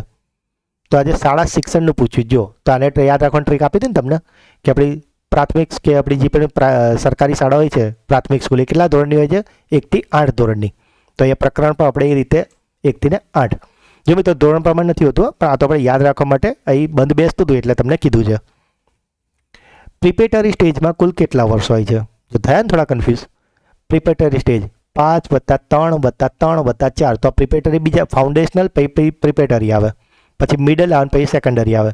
તો 5 + 3 એટલે બીજા નંબરનું પ્રિપેટરી સ્ટેજ બીજા નંબરનું છે એટલે 3. પાલી, ફારસી ને પ્રાકૃત જેનું આપણે શોર્ટ ફોર્મ શું બનાવ્યું હતું? PPF. એના માટે શું તપાસે? તો એના માટે તપાસે રાષ્ટ્રીય સંસ્થાઓ. NEP 2020માં જો શિક્ષક ધોરણ 12 પાસ હોય તો શિક્ષક માટે કેટલા મહિનાનો કોર્સ છે? તો તમને કીધું હતું એ પ્રમાણે 12 પાસ છે તો 6 મહિના અને 12 પાસ ન હોય તો 12 મહિના. જો મિત્રો અહીં આવે છે એક પ્રશ્ન પણ એની જોડે હું બીજા 2-3 કવર કરાવી જ દઉં છું રિલેટેડ. સામાજિક આર્થિક વંચિત બાળકો માટે TSR કેટલો છે? તો જે ટીચર સ્ટુડન્ટ રેશિયો છે એ સામાજિક ને આર્થિક માટે રહેશે 25:1 અને સામાન્ય માટે આપણે અગાઉ જોયું 30:1. પરખનું પૂરું નામ શું છે? મિત્રો આવા જ પ્રશ્ન પૂછાય. જો લાગે ને જોવામાં બધું એક જેવું પહેલી નજરે તો આપણે કન્ફ્યુઝ થઈ જઈએ. જો એમાં પરીક્ષામાં ટાઈમ પૂરો થવા આવ્યો ત્યારે તો હડબડાટમાં 100% ભૂલ થાય, આપણે નથી કરવાની. તો P ફોર પરફોર્મન્સ એટલે પ્રાઇમરી વાળું તો નીકળી જ ગયું, બરાબર. હવે 3 આપણી સામે performance assessment review and analysis of knowledge four holistic development. NEP 2020માં ધોરણ 6 થી 8માં રોજનું હોમવર્ક કેટલું આપવાનું જણાવ્યું છે? તો મિત્રો અગાઉ પણ આપણે જોયું કે ધોરણ 2 સુધી હોમવર્ક નથી આપવાનું. 3 થી 5માં અઠવાડિયાનું આપણે જે આપવાનું છે 2 કલાકે અને આમાં રોજનું 1 કલાક અને જો 9-10 હોય તો રોજનું 2 કલાક. બાણભટ્ટની કાદંબરીમાં શિક્ષણને કેટલી કલાના માધ્યમ તરીકે ઉલ્લેખ છે? તો બાણભટ્ટની કાદંબરીમાં શિક્ષણને કેટલી કલામાં વહેંચી છે? 64 કલાઓમાં. NEP 2020માં મલ્ટિપલ એન્ટ્રી અને મલ્ટિપલ એક્ઝિટ કયા અભ્યાસ માટે છે? તો એવું નહીં કે તમે સ્કૂલમાં ભણતા હોય ને ત્યાંથી જ બીજું કંઈ, એની પણ એક અમુક ડ્યુરેશન નક્કી કર્યું છે કે સ્નાતકનો અભ્યાસ કરતા હોય ને ત્યારે તમે મલ્ટિપલ એન્ટ્રી એક્ઝિટનો ઓપ્શન તમારી સામે આવે. સ્વયં કયા પ્રકારનું પ્લેટફોર્મ છે? મિત્રો સ્વયંનું પૂરું નામ આપણે જોયું છે, બરાબર. પ્રશ્ન અઘરો કરવો હોય પેપર સેટરને તો સ્વયંનું પૂરું નામ પણ પૂછી શકે છે. તો આ સ્વયં છે એ ઓનલાઈન શિક્ષણનો છે. જરૂર નથી મિત્રો કે પરીક્ષામાં જે પ્રશ્નો આવે બધા અઘરા જ આવે, અમુક વચ્ચે સહેલા પણ તમારે આવી જશે એટલે ચિંતા ના કરતા. NEP 2020નું અમલીકરણ કેટલા તબક્કામાં છે? તો મિત્રો જેમ આપણે તમને જણાવ્યું 2023માં, પછી 30માં પછી 40માં પૂરેપૂરું લાગુ કરો એટલે ટોટલ 3 તબક્કામાં. દીક્ષાનું પૂરું નામ શું છે? તો દીક્ષાનું પૂરું નામ છે digital infrastructure four knowledge sharing. શાળાકીય બાળકો માટે કયા વર્ષ સુધીમાં 100% ગ્રોસ એનરોલમેન્ટ રેશિયો પ્રાપ્ત કરવાનું લક્ષ્ય છે? તો મિત્રો આપણે તમને સ્લાઇડ બતાવી હતી ને, ધોરણ 6માં કેટલું હતું, 9માં કેટલું હતું, 11માં કેટલું હતું, ઉચ્ચમાં કેટલું હતું. તો એ શાળાકીય બાબતોની વાત કરી છે 100%. તો એ લક્ષ્ય છે 2030 સુધીમાં અને ઉચ્ચ માટે હતું 2035 સુધીમાં 50% અને શાળા માટે 2030 સુધીમાં 100%. કયા ધોરણથી કોડિંગ અને ડીકોડિંગ શીખવવામાં આવશે? એટલે આ એક જાતનો વોકેશનલ કોર્સ થઈ ગયો. તો મિત્રો આપણે જોયું છે કે વોકેશનલ કોર્સ શરૂ થશે ધોરણ 6માં. જોયું, થોડું ટ્વિસ્ટેડ કરીને બી પૂછી શકે છે આ તો પ્રશ્નો. NEP 2020માં GERના સંદર્ભમાં G એટલે શું? તો GERનું પૂરું નામ આપણને ખબર જ છે, ગ્રોસ એનરોલમેન્ટ રેશિયો. માટે જવાબ આવશે ગ્રોસ. જોયું, આ તો પૂરું નામ ના પૂછે પણ વચ્ચે ટુકડો કરીને બી પૂછી શકે પરીક્ષામાં. મફત અને ફરજિયાત શિક્ષણ હવે કેટલા વર્ષના બાળકો સુધી લંબાવાશે? તો અગાઉ તમને સમજાયું એ પ્રમાણે 3 થી 18 વર્ષના. મિત્રો વિડીયોને જરાય આપણા જેટલા વિડીયો ને એને જરાય સ્કીપ ના કરતા, કારણ કે જે પણ મિત્રો મારા વિડીયો પૂરા જુએ છે ને એ કોઈ પણ પરીક્ષા આપીને આવે ને તો એમના મોઢે એક જ સવાલ હોય છે કે MK સરના જે ટોપિકના વિડીયો જોયા ને એમાં ફૂલ માર્ક્સ છે, બરાબર. અને જે લોકો આ વિડીયોને સ્કીપ કરે છે કે દોડાવે છે ને એ પછી ક્યાંક ને ક્યાંક થોડું ગોતું ખાઈ જાય છે. માટે મિત્રો હું નથી ઈચ્છતો કે તમે ગોતું ખાવ અને મારી ઈચ્છા છે કે તમારા પૂરા માર્ક્સ આવે. જૂની શિક્ષણ નીતિ 1986માં છેલ્લે ક્યારે સુધારો થયો હતો? તો મિત્રો આપણે જોયું હતું ને જે પહેલો જ કોઠો કે 1986માં જે નીતિ આવી હતી ત્યારબાદ 1992માં એમાં પહેલી વાર સુધારો કરાયો હતો. કઈ સમિતિ આવી હતી? યસ, રેડ્ડી સમિતિ, જનાર્દન રેડ્ડી સમિતિ આવી હતી. NEP 2020માં સતત વ્યવસાયિક વિકાસ માટે શિક્ષકોએ વર્ષમાં કેટલા કલાક આપવા પડશે? તો જેમ અગાઉ જણાવ્યું કે નોકરી લાગ્યા પછી બી તમારે અપડેટેડ થતા રહેવાનું છે અને વર્ષે મિનિમમ 50 કલાક તો તમારે શિક્ષક સજ્જતા તાલીમ લેવાની છે. ઇગ્નુ એટલે કે ઇન્દિરા ગાંધી નેશનલ ઓપન યુનિવર્સિટીની સ્થાપના કયા વર્ષમાં થઈ હતી? તો મિત્રો આ ઇગ્નુ સ્થપાઈ છે 1985માં. અને doctor Baba Saheb Ambedkar open university કહે તો 1994માં. ઉચ્ચ શિક્ષણમાં GER વર્ષ 2018માં કેટલો હતો? તો યાદ કરો મિત્રો, યસ 26.3, અને આને જ આપણે 2035 સુધીમાં 50% કરવાનો છે. NEP 2020નું ડ્રાફ્ટિંગ કઈ તારીખે પૂરું થયું હતું? તો મિત્રો એ ડ્રાફ્ટિંગ પૂરું થવાની તારીખ પૂછે છે. તો એ ડ્રાફ્ટિંગ પૂરું થયું છે 31 જુલાઈ 2019. એને એક્સેપ્ટ 2020માં કર્યું હતું, પણ ડ્રાફ્ટિંગ 16માં ચાલુ થયું હતું બનવાનું ને 19માં બની રહ્યું હતું. એક શોર્ટ ટ્રીક આપી દઉં છું કે NCFનો પ્રશ્ન હોય, જો બહુ ટેકનિકલ પ્રશ્ન ના હોય ને જો આદર્શવાદ પર હોય, B.Ed જેવો મનોવિજ્ઞાનને લગતો, તો જે સૌથી બેસ્ટ જવાબ હોય ને એ તમારે ટીક કરવાનો. આ શોર્ટ ટ્રીક છે. ફરીથી કહું છું, પ્રશ્નોમાં જો તમને મનોવિજ્ઞાનિક ટાઈપનો પ્રશ્ન લાગે, જે હમણાં આગળ આવશે તો તમને બતાવીશ, તો જો તમને જવાબ ખબર ના હોય તો જે સૌથી સારો જવાબ હોય ને એ ટીક કરવાનો. બરાબર? એ હમણાં આવશે એટલે હું તમને કહું છું. અને મિત્રો આ વિડીયોનો ટાર્ગેટ આપણે રાખ્યો છે 500 લાઇકનો. બરાબર? તો 500 લાઇક અને 300 કોમેન્ટ, આટલી તો આવી જ જોઈએ. અને એમાંથી 1 લાઇક અને 1 કોમેન્ટ તમારી હશે એ મને વિશ્વાસ છે. તો મિત્રો કરી દેજો, ભૂલતા નહીં યાર. ચલો નેક્સ્ટ. પહેલો પ્રશ્ન, NCF 2005 કઈ સંસ્થાએ તૈયાર કર્યું હતું? તો મિત્રો આજે દિલ્હીમાં આવેલી છે NCERT, કે જે આ NCF 2005ને તૈયાર કર્યું હતું. મિત્રો આજે NCERT છે એટલે કે national council of educational research and training, કે જેણે દરેક રાજ્યમાં પોતાની શાખાઓ ખોલી છે, અને તેને SCERT કહેવાય, એટલે કે state council of educational research and training. અને આજે જે સ્ટેટમાં આવ્યું ને એ સ્ટેટના નામ પરથી એનો પહેલો અક્ષર S ના બદલે આવી જાય. એટલે કે ગુજરાતનું સ્પેલિંગ જીથી ચાલુ થાય તો આ પહેલો જે અક્ષર છે એ જી થાય, એટલે GCERT. એનું નામ તમે સાંભળ્યું હશે, કે જેનું વડું મેન ઓફિસ છે ગાંધીનગરમાં. બરાબર? તો હવે ક્લિયર થઈ ગયું. જો આ વાત હોય મહારાષ્ટ્રની તો એ હોય MCERT, અરુણાચલ પ્રદેશ તો ACERT. બસ આ રીતે નામકરણ થતું હોય છે. NCF 2005 મુજબ શીખવું કેવું હોવું જોઈએ? તો મિત્રો જો હમણાં મેં તમને વાત કરી ને કે જે આદર્શ જવાબ, તો જો અહીં પૂછ્યું શીખવું કેવું હોવું જોઈએ. આ પ્રશ્ન સમજી લો, પછી દરેકમાં હું નહીં સમજાવું, તમને ખ્યાલ આવી જશે.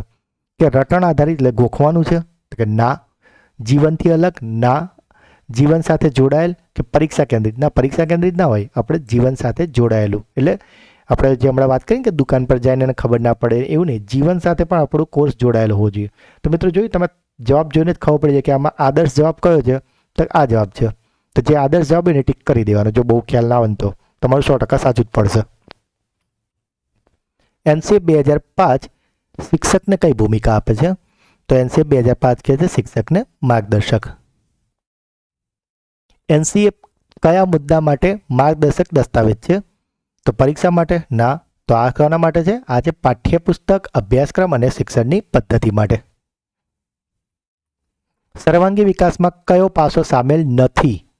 તો માત્ર શિક્ષણ, કારણ કે એમાં બૌદ્ધિક, શારીરિક અને માનસિક તો સામેલ છે. NCF 2005માં ભાષા નીતિ શું હતી? તો કઈ ભાષાઓની વાત કરી હતી? એક માતૃભાષા, રાષ્ટ્રભાષા અને એક વિદેશી ભાષા. એટલે ટોટલ કેટલી ભાષા થઈ? 3 ભાષા.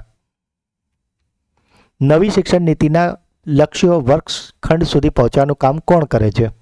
તો હમણાં જ આપણે આગળની સ્લાઇડમાં જોયું કે આ બધું કામ કરે છે NCF, national curriculum framework. NCF કયા સ્તરે લાગુ પડે છે? તો જે બીજી શિક્ષણ નીતિ 6 થી 14 વર્ષના બાળકની હતી, પણ જે NEP 2020 આવી છે એ 3 થી 18 વર્ષના માટે આ NCF એને લઈને તૈયાર કરાયું છે. એટલે આપણો જવાબ આવશે સમગ્ર શાળા શિક્ષણ. NCF 2005નું મુખ્ય સૂત્ર એટલે કે મોટો શું છે? તો આપણે હમણાં જ વાત કરી, ભાર વિનાનું ભણતર, લર્નિંગ વિથઆઉટ બર્ડન્સ. NCF 2005ના માર્ગદર્શન સિદ્ધાંતોમાં કયું સમાવેશ પામતું નથી? તો અહીંયા જો આ પાછું આદર્શવાળું આવ્યું. ચલો તમે જ કહો આનો કયો જવાબ આવશે? કયું માર્ગદર્શક સિદ્ધાંતોમાં કયું સમાવેશ પામતું નથી? તો જ્ઞાનને શાળાની બહારના જીવન સાથે જોડવું, તો એ તો થાય છે. પરીક્ષાને વધુ લવચિક બનાવી, તો હા બનાવવાની છે. રટણ પદ્ધતિનું પ્રોત્સાહન? ના, રટણ ગોખણિયું જ્ઞાન ક્યાં કરવાનું છે? એટલે આ સમાવેશ થતો નથી. NCF 1975નું શીર્ષક શું હતું? તો યાદ છે મેં તો 10 વર્ષવાળી વાત કરી, the curriculum for the 10-year school. NCF 2005 મુજબ ગણિત શિક્ષણનો મુખ્ય હેતુ શું છે? તો ગણિત શિક્ષણનો મુખ્ય હેતુ છે બાળકને વિચારને ગાણિતિક બનાવવો. એનસીએફ 2005ના અધ્યક્ષ કોણ હતા? કોણ હતા મિત્રો? Yes, professor Yashpal. એનસીએફ 2023 કઈ રાષ્ટ્રીય શિક્ષણ નીતિના દ્રષ્ટિકોણ પર આધારિત છે? તો મિત્રો આજે 2023 વાળી છે, તો એ કોના માટે બનાવી છે? એનઈપી 2020 માટે. એનસીએફ 2005 માટે કેટલા રાષ્ટ્રીય ફોકસ ગ્રુપ બનાવ્યા છે? બોલો જલ્દી, યાદ કરો, હમણાં જ કીધું છે તમને. યસ, કેટલા ગ્રુપ બનાવ્યા હતા? 21. એનસીએફ 2005 કયા વિચાર પર આધારિત હતું? યસ, રચનાવાદ પર. બરાબર, આ પણ હમણાં તમને કીધું. જો જેણે વિડીયો ધ્યાનથી જોયો છે, જરા પર સ્કીપ નથી કર્યું ને, એના બધા જવાબો ફટફટ સાચા પડતા હશે. અને હવે તમને એવું લાગતું હશે કે પરીક્ષામાં સૌથી પહેલા એનસીએફના પ્રશ્નો ટીક કરીશ. ફાઉન્ડેશનલ સ્ટેજ માટે એનસીએફ 2022 ક્યારે લોન્ચ થયું? બોલો, ક્યારે લોન્ચ થયું હતું? Yes, 20 October 2022. અને કોણે લોન્ચ કર્યું હતું? ધર્મેન્દ્ર પ્રધાને. અને કયો સ્ટેજ? Foundational stage. કયા ધોરણ માટે? પૂર્વ પ્રાથમિકથી લઈને પહેલું બીજું. એનસીએફ 2023 મુજબ બોર્ડ પરીક્ષાઓ માટે કયો નવો અભિગમ અપનાવવામાં આવ્યો છે? તો કે વર્ષમાં ઓછામાં ઓછી 2 વખત પરીક્ષા લેવાની છે અને લવચિકતા એટલે કે ફ્લેક્સિબલ રાખવાનું છે. એનસીએફ 2005 માટે પ્રેરણા સ્ત્રોત તરીકે કયો નિબંધ માનવામાં આવે છે?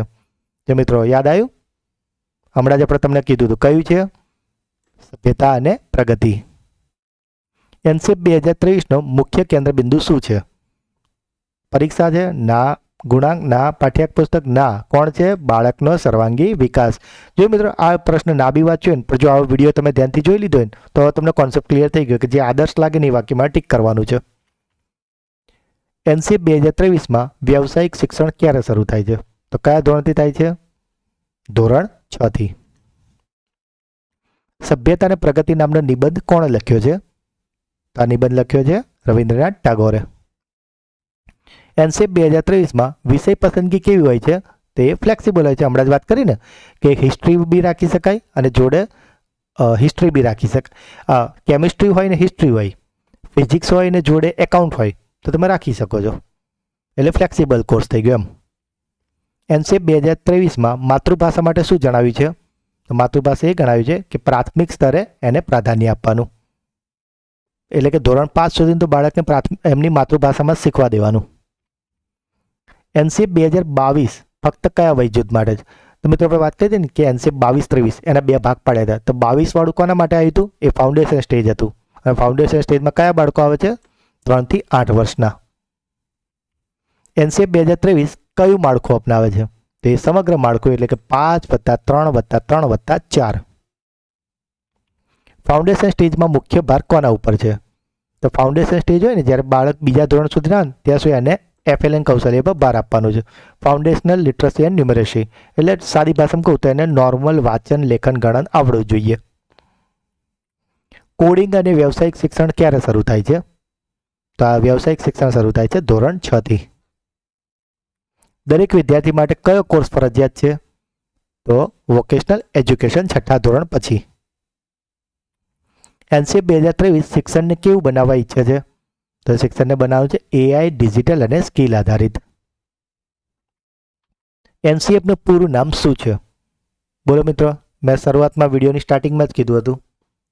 યસ, જોસ્તી બોલો. National curriculum framework.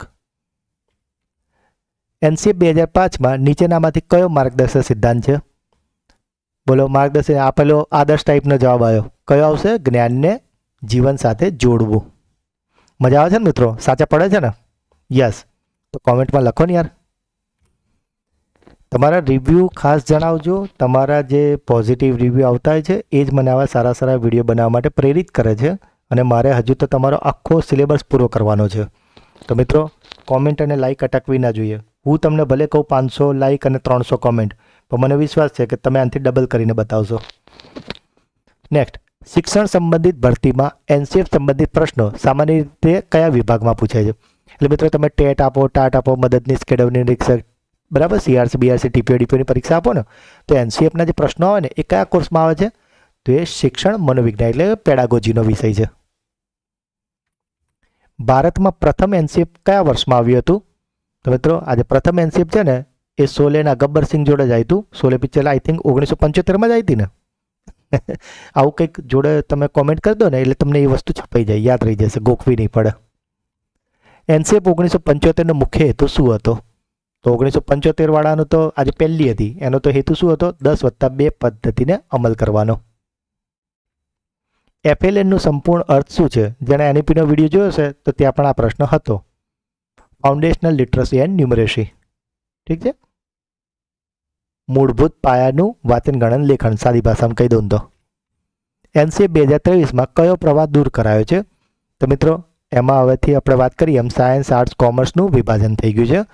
કારણ કે સાયન્સવાળા જે આર્ટ્સના વિષય નહોતો રાખી શકતા કે આર્ટ્સવાળા કોમર્સના નહોતા રાખી શકતા, હવે એવું નહીં રહે.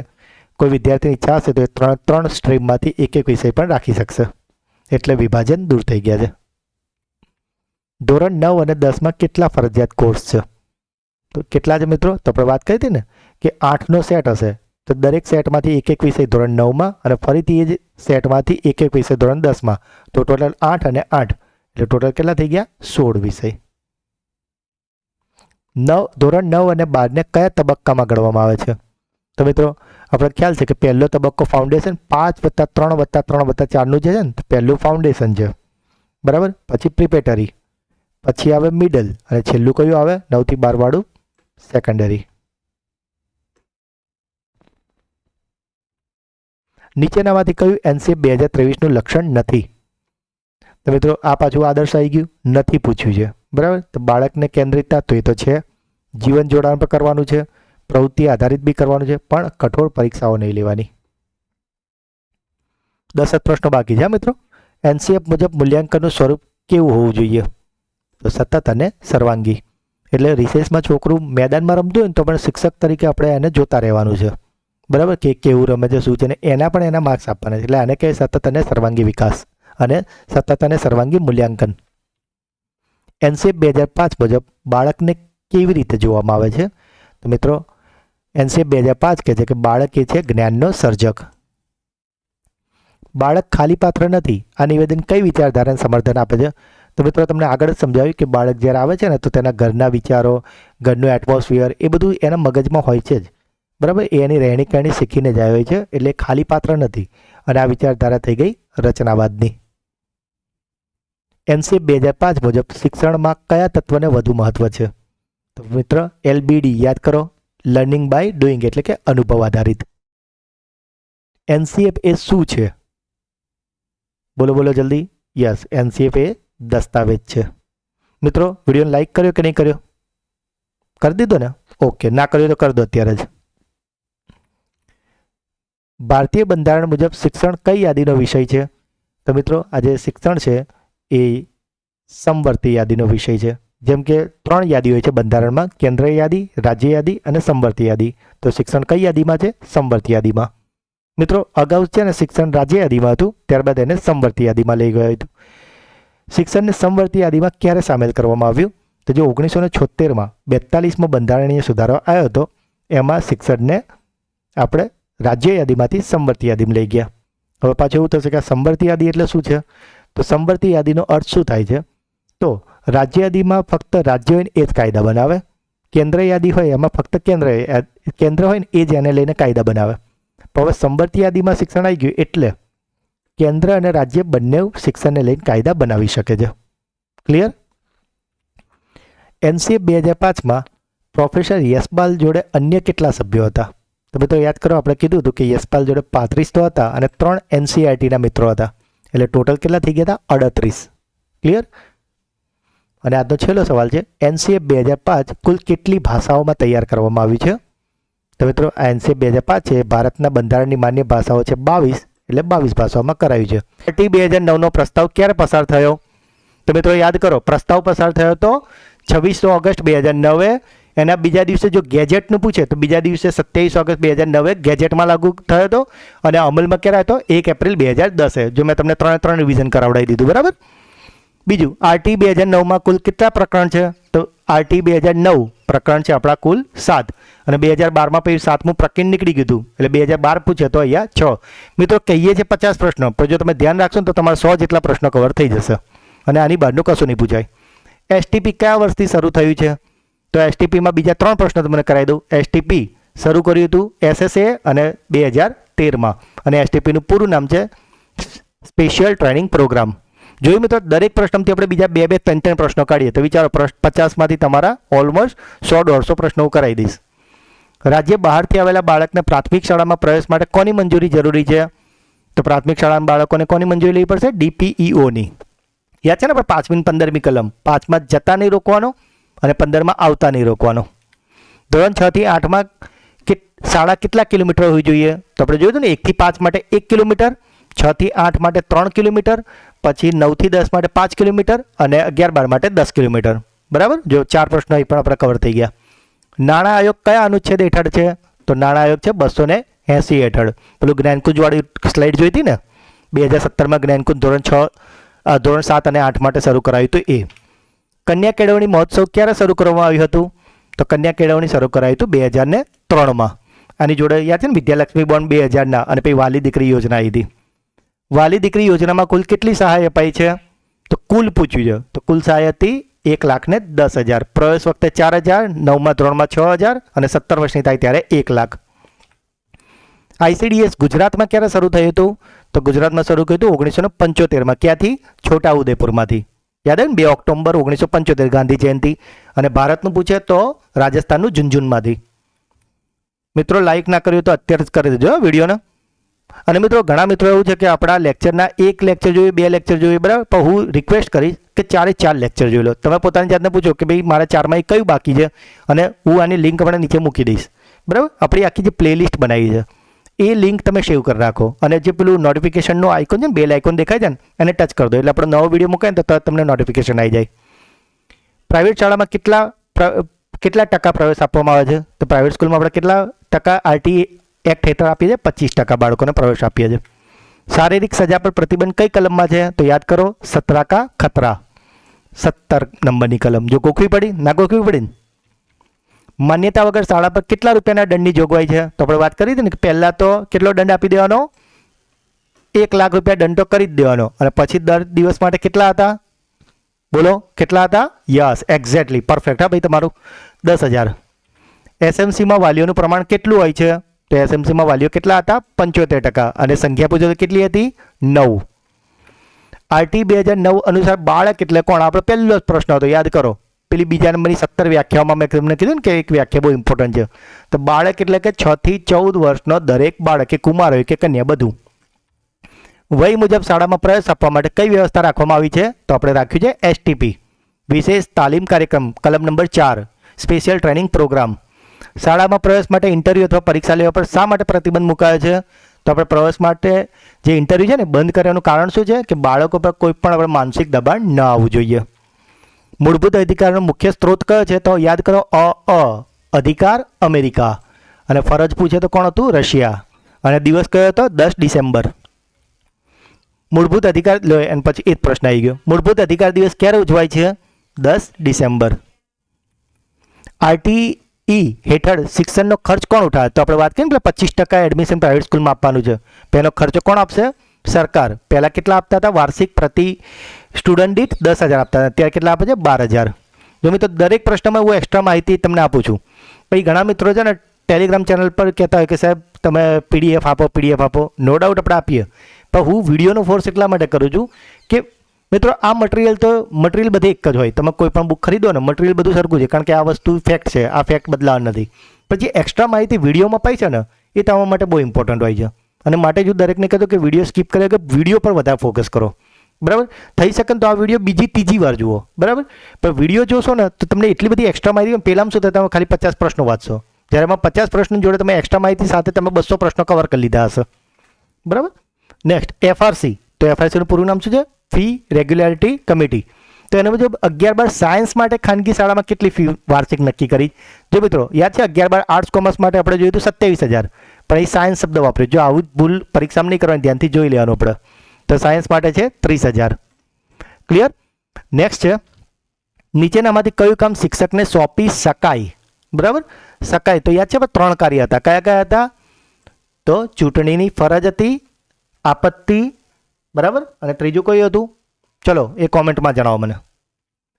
1984થી 1987 દરમિયાન શિક્ષકોને કેટલો ફિક્સ પગાર આપવામાં આવ્યો હતો? તો આ 84થી 87 દરમિયાન અપાતો હતો 325 રૂપિયા. આ 25 તો જે બાલગુરુ યોજના થઈ હતી ને શંકરસિંહ વાઘેલા, એમાં થઈ હતી 98-99માં, અને 4500 2010માં નરેન્દ્ર મોદી વખતે હતી. આરટી 2012 હેઠળ પ્રકરણ કેટલા છે? 6 છે. તો એમાં નિયમો કેટલા છે? તો આપણે જોયું ને, આપણા આરટી 2009માં 7 પ્રકરણ છે, પણ જ્યારે ગુજરાત સરકારે એના આધારે જે વિનિયમ બન્યા ને 2012ના, એમાં પ્રકરણ નીકળી ગયું એટલે 6 પ્રકરણ હતા, અને આપણી 38 કલમ છે. તો આમાં કેટલી થઈ ગઈ હવે? 33. માધ્યમિક શાળા ધોરણ 9 થી 12 માટે 250 વિદ્યાર્થી માટે શહેરી વિસ્તારમાં કેટલું ચોરસ મેદાન નક્કી કરાયું છે? તો મિત્રો યાદ છે, આપણે જોયું હતું પ્રાથમિક શાળામાં 1 એકર, માધ્યમિક જો શહેરીમાં હોય તો 800 અને ગ્રામ્યમાં હોય તો 1000, કારણ કે ગામડામાં થોડી છૂટી જગ્યા વધારે હોય એટલે ત્યાં આપણે થોડું મોટું રાખ્યું છે. કલમ 37 હેઠળ શું રક્ષણ આપવામાં આવે છે? 37. તો યાદ કરો, હમણાં જ આપણે પેલી પ્રવાસની વાત તમને સમજાવી હતી. શુભ આશયથી લીધેલા પગલાં સામે રક્ષણ તમને આપે છે. એસએમસીમાં કુલ સભ્યોની સંખ્યા કેટલી છે? તો એ છે 12 + 1. આમ 1 મરજિયાત એટલે કોણ? કડીઓ. અને 12માં આપણે તમને સમજાવ્યું છે 9 વાલીઓ અને 3 પેલા શિક્ષણવિદ ને બધા આચાર્યને. કલમ 30 હેઠળ શાળામાં વિદ્યાર્થીઓને શું આપવી ફરજિયાત છે? તો કલમ 30 યાદ કરો, પેલું પ્રમાણપત્ર જી આપીએ છીએ આપણે, શાળાંત પ્રમાણપત્ર. એસએમસીમાં કયા પ્રમાણમાં મહિલા હોવી જોઈએ? તો પ્રમાણ કેટલું છે? 50%, એટલે કે 12 સભ્યોમાંથી 6 મહિલા હોવી જોઈએ. ધોરણ 6 થી 8માં મુખ્ય 3 વિષયોનો અભ્યાસક્રમ કઈ સંસ્થાના આધાર પર તૈયાર થાય છે? તો 6 થી 8માં 3 વિષય એટલે કયા? ગણિત, વિજ્ઞાન ને સમાજ વિદ્યા જે છે ને, એ નક્કી થશે તમારા એનસીઆરટી પરથી. ધોરણ 6 થી 8માં અઠવાડિયામાં કેટલા કલાક શિક્ષણ નક્કી કરવામાં આવ્યું છે? તો 1 થી 5માં હતું 40 કલાક, પછી 6 થી 8 પૂછ્યું છે એટલે જવાબ આવશે 42 કલાક. રેપાનું પૂરું નામ શું છે? તો રેપાનું પૂરું નામ છે right to education protection authority. ચલો બોલો, right to education protection authority. અભ્યાસક્રમ વિકાસ માટે રાજ્ય સ્તરે કયા ગ્રુપની રચના કરવામાં આવી છે? તો અભ્યાસક્રમ વિકાસ માટે જે રાજ્ય સ્તરે કયું ગ્રુપ છે? તે છે એસઆરજી, એટલે કે સ્ટેટ રિસોર્સ ગ્રુપ. ધોરણ 1 થી 5માં વર્ષમાં કેટલા શૈક્ષણિક દિવસો નક્કી કરવામાં આવે છે? તો 1 થી 5 માટે છે 200 દિવસ અને 6 થી 8 માટે છે 220 દિવસ. આરટી 2009 ને કાયદાક્રમ મુજબ કયો નંબર આપવામાં આવ્યો હતો? તો આ કયો કાયદો હતો? 35મો. 1988 થી 1999 દરમિયાન અમલમાં કઈ યોજના આવી હતી? તો એમાં હતી બાલગુરુ યોજના. એસએમસીની બેઠક કેટલા સમયાંતરે બોલાવવામાં આવે છે? તો દર 3 મહિને એસએમસીની બેઠક બોલાવવાની. ધોરણ 1 થી 5 માટે વર્ષમાં કુલ કેટલા શૈક્ષણિક કલાક નક્કી કરવામાં આવે છે? તો 1 થી 5 છે માટે વર્ષના 800 કલાક, અને 6 થી 8 પૂછે તો આપણા 1000 કલાક. કલમ 28 મુજબ શિક્ષકોને કઈ પ્રવૃત્તિ કરવા પર પ્રતિબંધ છે? તો આપણે જોયું હતું ને, પેલું ભેદભાવ ના થાય એટલે ખાનગી ટ્યુશનની ના પડાઈ છે. એસએમસી રજિસ્ટરમાં કઈ બાબતોનો સમાવેશ આવશ્યક છે? તો એજન્ડા બુક પણ આવે, મિનિટ બુક પણ આવે, અને ઠરાવ બુક પણ, અમલીકરણ પણ આવે. માટે જવાબ આવે ઉપરના બધા. ગુજરાતમાં ધોરણ 1 થી 8 માટે અભ્યાસક્રમ અને પાઠ્યપુસ્તક કોણ તૈયાર કરે છે? તો ગુજરાતમાં કોણ કરે છે? Yes, GCRT. અને જો કેન્દ્રની સ્કૂલ હોય તો એનસીઆરટી. શિક્ષકને ભણાવવા માટે કેટલા ચોરસ ફૂટ જગ્યા હોવી જોઈએ? તો જો બાળકનું પૂછે તો 8 ચોરસ ફૂટ દરેક બાળક દીઠ, અને શિક્ષકને કેટલી જોઈએ? 60. ધોરણ 9 થી 10 માટે શાળા વિદ્યાર્થીઓના નિવાસસ્થાનથી કેટલા અંતરે હોવું જોઈએ? તો યાદ કરો, 1 થી 5 માટે 1 કિલોમીટર હતું, 6 થી 8 માટે 3 કિલોમીટર હતું, 9 થી 10 માટે 5 કિલોમીટર હતું, અને 11-12 માટે 10 કિલોમીટર હતું. યાદ રહી ગયું? માતા યશોદા એવોર્ડ કોને આપવામાં આવે છે? તો એ અપાય છે નંદગર અને તેડાગરની બહેનોને પ્રોત્સાહિત કરવા અપાય છે. જેમ તમે આવા સારા સારા વિડીયો આવે એના માટે પ્રોત્સાહન માટે શું કરવાનું છે? યસ, કોમેન્ટ લખવાની છે ને, તમારો ફીડબેક આપવાનો છે ને, ભૂલવાનું નથી. અત્યારે જ આપવાનો છે, બરાબર? અને જે લોકો સિલેક્ટ થવાના છે ને એ તો આપે જ છે, અને મને એ પણ ખબર છે એ બહુ જલ્દી કોમેન્ટમાં એ પણ જણાવશે કે સાહેબ તમારો વિડીયો જોઈને અમે મેરિટમાં સિલેક્ટ થઈ ગયા છે. એનસીપીસીઆરનું સંપૂર્ણ નામ શું છે? તો એનસીપીસીઆર જે છે એનું પૂરું નામ શું છે? National commission for protection of child rights. યાદ છે ને, હમણાં આપણે 2-3 વાર બોલાવડાવ્યું હતું તમને. પ્રાથમિક શાળા માટે 250 વિદ્યાર્થીઓ માટે કેટલા મેદાન ફરજિયાત નક્કી કરાયા છે પ્રાથમિક શાળામાં? તો એ હતું 1 એકર. એસડીપીનું પૂરું નામ શું છે? તો એસડીપીનું પૂરું નામ યાદ છે ને, કલમ 22 યાદ કરો. 21માં આપણે એસએમસી બનાવ્યું હતું અને 22માં આપણે એસડીપી બનાવ્યું હતું, જેનું નામ હતું સ્કૂલ ડેવલપમેન્ટ પ્લાન. મૂળભૂત ફરજ દિવસ ક્યારે ઉજવાય છે? તો મૂળભૂત ફરજ લીધી હતી આપણે રશિયા પાસેથી, અને ઉજવાય છે 6 જાન્યુઆરી. આરટીઈ એક્ટ 2009 સમગ્ર ભારતમાં આ નિયમ ક્યારે લાગુ પડ્યો? જો મિત્રો, જ્યારે 2010માં લાગુ પડ્યું ત્યારે જમ્મુ કાશ્મીરમાં લાગુ નહોતું પડ્યું, કારણ કે ત્યાં પેલી કલમ હતી ને 35A અને 370. પણ અહીંયા પૂછ્યું સમગ્ર ભારતમાં, તો સમગ્ર ભારતમાં ક્યારથી લાગુ પડ્યું? 1 ઓક્ટોબર 2019થી, કારણ કે ત્યારે પેલી 2 કલમ ત્યાં નાબૂદ થઈ ગઈ હતી. માન્યતા વગર શાળા ચલાવતા પ્રતિદિન કેટલા દંડની જોગવાઈ છે? તો પહેલી વાર તો 1 લાખનો દંડ તો થઈ ગયો ને હવે દરેક દિવસ માટે કેટલા? 10,000 રૂપિયાનો. અને છેલ્લો સવાલ, એનસીપીસીઆરમાં કેટલા સભ્યો હોય? તો મિત્રો, એનસીપીસીઆર પૂછે કે એસસીપીસીઆર, રાષ્ટ્રીયનું પૂછે કે રાજ્યનું પૂછે? સભ્યો કેટલા હોય છે? 15. ગુજરાત શૈક્ષણિક સેવા ટ્રિબ્યુનલ અધિનિયમ 2006ની રચના ક્યારે કરવામાં આવી હતી? તો મિત્રો યાદ કરો, રચના તો કઈ સાલમાં કરાઈ હતી? 24 ફેબ્રુઆરી 2006. મંજૂરી એને 2013માં મળી હતી. સુધારો એનો અને લાગુ એમાં 2014માં કર્યો હતો. ગુજરાત શૈક્ષણિક સેવા ટ્રિબ્યુનલ અધિનિયમ 2006માં પ્રથમ સુધારો ક્યારે કરવામાં આવ્યો હતો? તો યાદ કરો મિત્રો, યસ, 28 નવેમ્બર 2014. મિત્રો કેટલા સાચા પડ્યા ને તમારે કોમેન્ટમાં કહેવાનું છે. ગુજરાત શૈક્ષણિક સેવા ટ્રિબ્યુનલ અધિનિયમ 2006 અમલમાં લાવવાનો મુખ્ય હેતુ શું છે? તો મિત્રો, આ ટ્રિબ્યુનલ કેમ આવ્યું હતું? તો કે સેવા સંબંધિત ફરિયાદો અને વિવાદોનું ઝડપી તથા ન્યાયપૂર્ણ નિરાકરણ માટે. યાદ કરો આપણી પહેલી 2 સ્લાઇડો ઉદ્દેશ્ય હેતુવાળી. ગુજરાત શૈક્ષણિક સેવા ટ્રિબ્યુનલ અધિનિયમ 2006 કોના માટે લાગુ પડે છે? તો આ લાગુ પડે છે શિક્ષકો અને શૈક્ષણિક કર્મચારીઓને. ગુજરાત શૈક્ષણિક સેવા ટ્રિબ્યુનલ અધિનિયમ 2006 ને રાષ્ટ્રપતિ દ્વારા મંજૂરી ક્યારે આપવામાં આવી છે? તો મિત્રો, રાષ્ટ્રપતિ દ્વારા ક્યારે મંજૂરી અપાઈ હતી? 18 ઓક્ટોબર 2013. અને આજે 18 ઓક્ટોબર પછી એના 2 અઠવાડિયા પછી 2 નવેમ્બરે રાજપત્રમાં એનું ઘોષણા કરવામાં આવી હતી. ગુજરાત શૈક્ષણિક સેવા ટ્રિબ્યુનલ અધિનિયમ 2006માં સેવા સંબંધિત ફરિયાદો અને વિવાદોનું નિરાકરણ કેવું હોવું જોઈએ એવું કહેવાયું છે? તો આજે ડિસિઝન આપે કેવો હોવો જોઈએ? આ ટ્રિબ્યુનલના ઝડપી, સરળતાથી અને ન્યાયપૂર્ણ રીતે હોય એવા હોવા જોઈએ. ગુજરાત શૈક્ષણિક સેવા ટ્રિબ્યુનલ અધિનિયમ 2006 એક્ટ અમલમાં ક્યારે આવ્યો? તો મિત્રો 2006માં રચના કરી હતી. 2013 18 ઓક્ટોબરે એને આજે 18 ઓક્ટોબર રાષ્ટ્રપતિએ મંજૂરી આપી હતી. 2 નવેમ્બર 2013 રાજપત્રમાં ઘોષિત થયું હતું અને 6 ફેબ્રુઆરી 2014 એ લાગુ થયું હતું. ગુજરાત શૈક્ષણિક સેવા ટ્રિબ્યુનલ અધિનિયમ 2006 રાજપત્રમાં ક્યારે પ્રકાશિત થયો? તો હમણાં જ આપણે વાત કરી એ રીતે 2 નવેમ્બર 2013. બંધારણના કયા અનુચ્છેદના આધારે કેન્દ્ર ટ્રિબ્યુનલની રચના કરાઈ છે?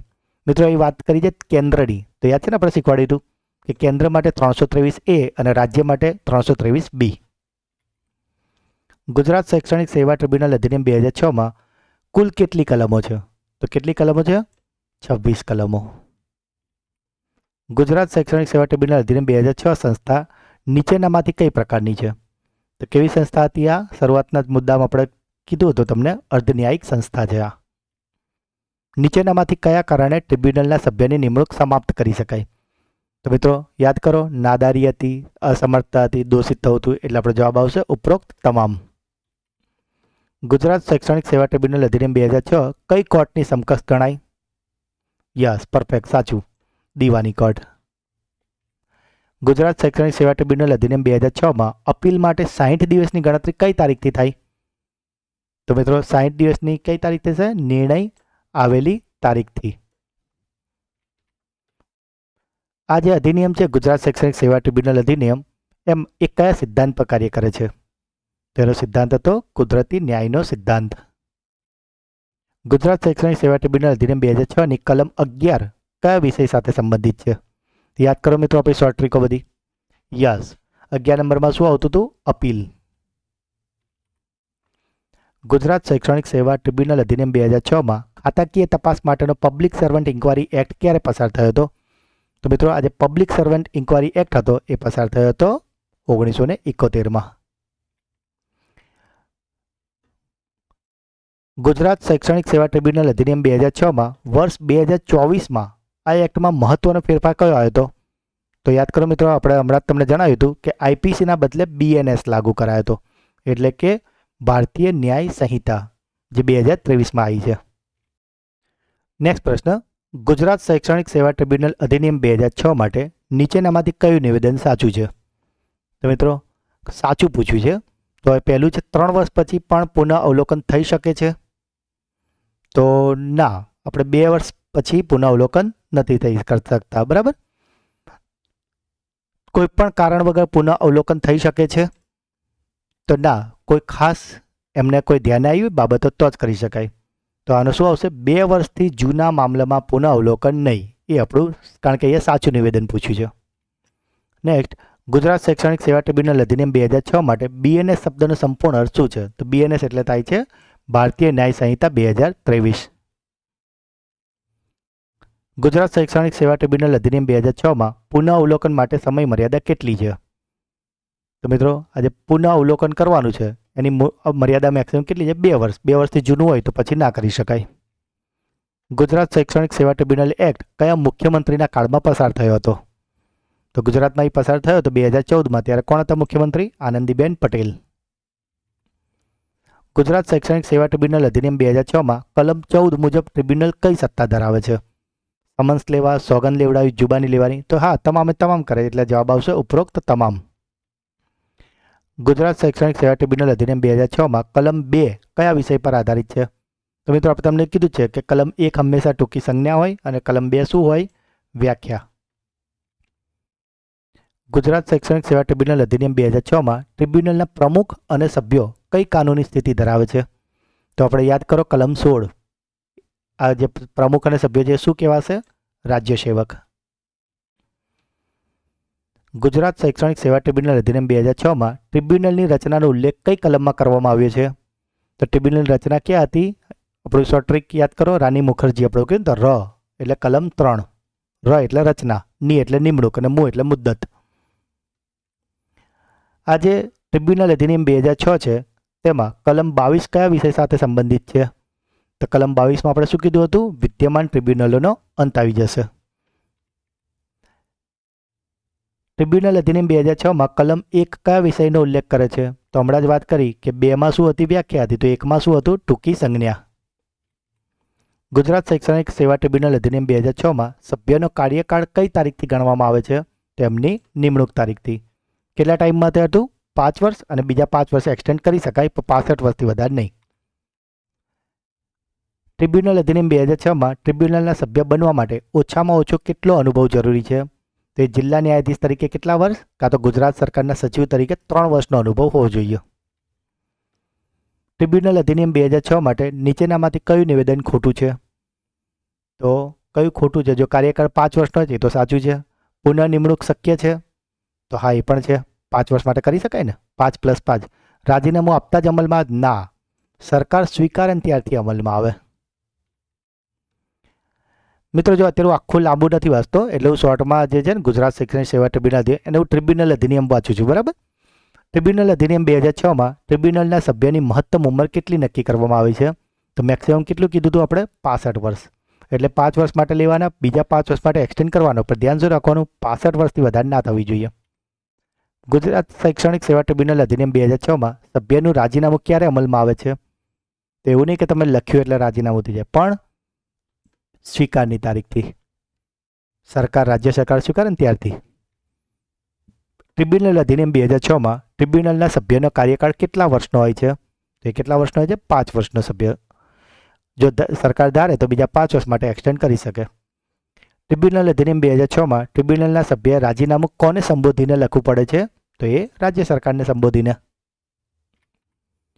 ટ્રિબ્યુનલ અધિનિયમ 2006માં કોઈ કારણસર ટ્રિબ્યુનલની જગ્યા ખાલી થાય તો મહત્તમ કેટલા સમય માટે નિમણૂક કરી શકાય? 6 મહિના માટે. ટ્રિબ્યુનલ અધિનિયમ 2006માં જરૂર જણાય તો સભ્યને ફરી કેટલા સમય માટે નિમણૂક કરી શકાય? 5 વર્ષ માટે. 5 + 5 = 10, પણ 65 વર્ષથી વધારે ના થવું જોઈએ. ટ્રિબ્યુનલ અધિનિયમ 2006માં તપાસ સમિતિમાં કેટલા સભ્યો હોય? મિત્રો યાદ કરો, આપણે આ તમને ખાસ કીધું હતું કે તપાસ સમિતિ પૂછે તો કેટલા છે? 3. ટ્રિબ્યુનલ અધિનિયમ 2006માં હાલમાં ટ્રિબ્યુનલનું વડું મથક ક્યાં છે? તો એ છે PR ટ્રેનિંગ કોલેજ, ઢાલગરવાડ, અમદાવાદમાં. ટ્રિબ્યુનલ અધિનિયમ 2006માં ટ્રિબ્યુનલનું મથક બદલવાની સત્તા કોને છે? તો એ છે રાજ્ય સરકારને. પણ એના માટે એમને શું કરવું પડે? રાજપત્રમાં પ્રસિદ્ધ કરવું પડે. ટ્રિબ્યુનલ અધિનિયમ 2006માં શૈક્ષણિક સંસ્થાઓના નિર્ણયની જાણ કર્મચારીને કેટલા દિવસમાં કરવાની? તો શૈક્ષણિક સંસ્થા એમનું ડિસિઝન 30 દિવસમાં જણાવશે. અને જો નારાજ કર્મચારી છે તો ટ્રિબ્યુનલમાં કેટલા દિવસમાં કરશે? 60 દિવસમાં અરજી કરશે અને મેક્સિમમ એને 90 દિવસનો ટાઈમ અપાશે જો કોઈ એને તકલીફ હોય તો. ટ્રિબ્યુનલ અધિનિયમ 2006માં પુનઃ અવલોકન મહત્તમ કેટલા સમય સુધી કરી શકાશે? તો મેક્સિમમ 2 વર્ષ સુધી. ટ્રિબ્યુનલ અધિનિયમ 2006માં ટ્રિબ્યુનલનો નિર્ણય કઈ કોર્ટમાં પડકારી શકાય છે? તો દીવાની કોર્ટ જે તો એની સત્તા છે જ એટલે એમાં નહીં પડકારી શકાય, પણ ક્યાં પડકારી શકાશે? હાઈકોર્ટમાં. 44મો પ્રશ્ન. ટ્રિબ્યુનલ અધિનિયમ 2006માં ટ્રિબ્યુનલના રેકોર્ડ અંગે કયું નિવેદન સાચું છે? તો જે ફી ભરે તેને આપણે પ્રમાણિત નકલો મળે. ટ્રિબ્યુનલ અધિનિયમ 2006માં અનિર્ણિત જે કેસ હતા, આપણે પેલી વિદ્યમાન ટ્રિબ્યુનલો બંધ કરી દીધી ને 22 નંબરમાં, કલમ 22માં, તો ભાઈ એમાં જે પેન્ડિંગ કેસ હતા એનું શું થાય? તો એ જે કેસ છે એ નવી ટ્રિબ્યુનલમાં તબદીલ એટલે કે ટ્રાન્સફર થઈ જાય.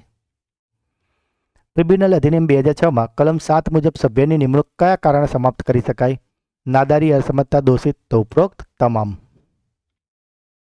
ટ્રિબ્યુનલ અધિનિયમ 2006માં અમુક અધિનિયમો રદ અથવા તો અપવાદની જોગવાઈ કઈ કલમમાં છે? તો યાદ કરો, છેલ્લી કલમ, કલમ 26મી. 48મો. ટ્રિબ્યુનલ અધિનિયમ 2006માં ટ્રિબ્યુનલની હુકુમત અંગે કઈ કલમમાં જોગવાઈ કરવામાં આવી છે? તો મિત્રો હુકુમત વિશે યાદ કરો, કઈ કલમ છે? યસ, કયા નંબરની છે? 14 નંબરની છે.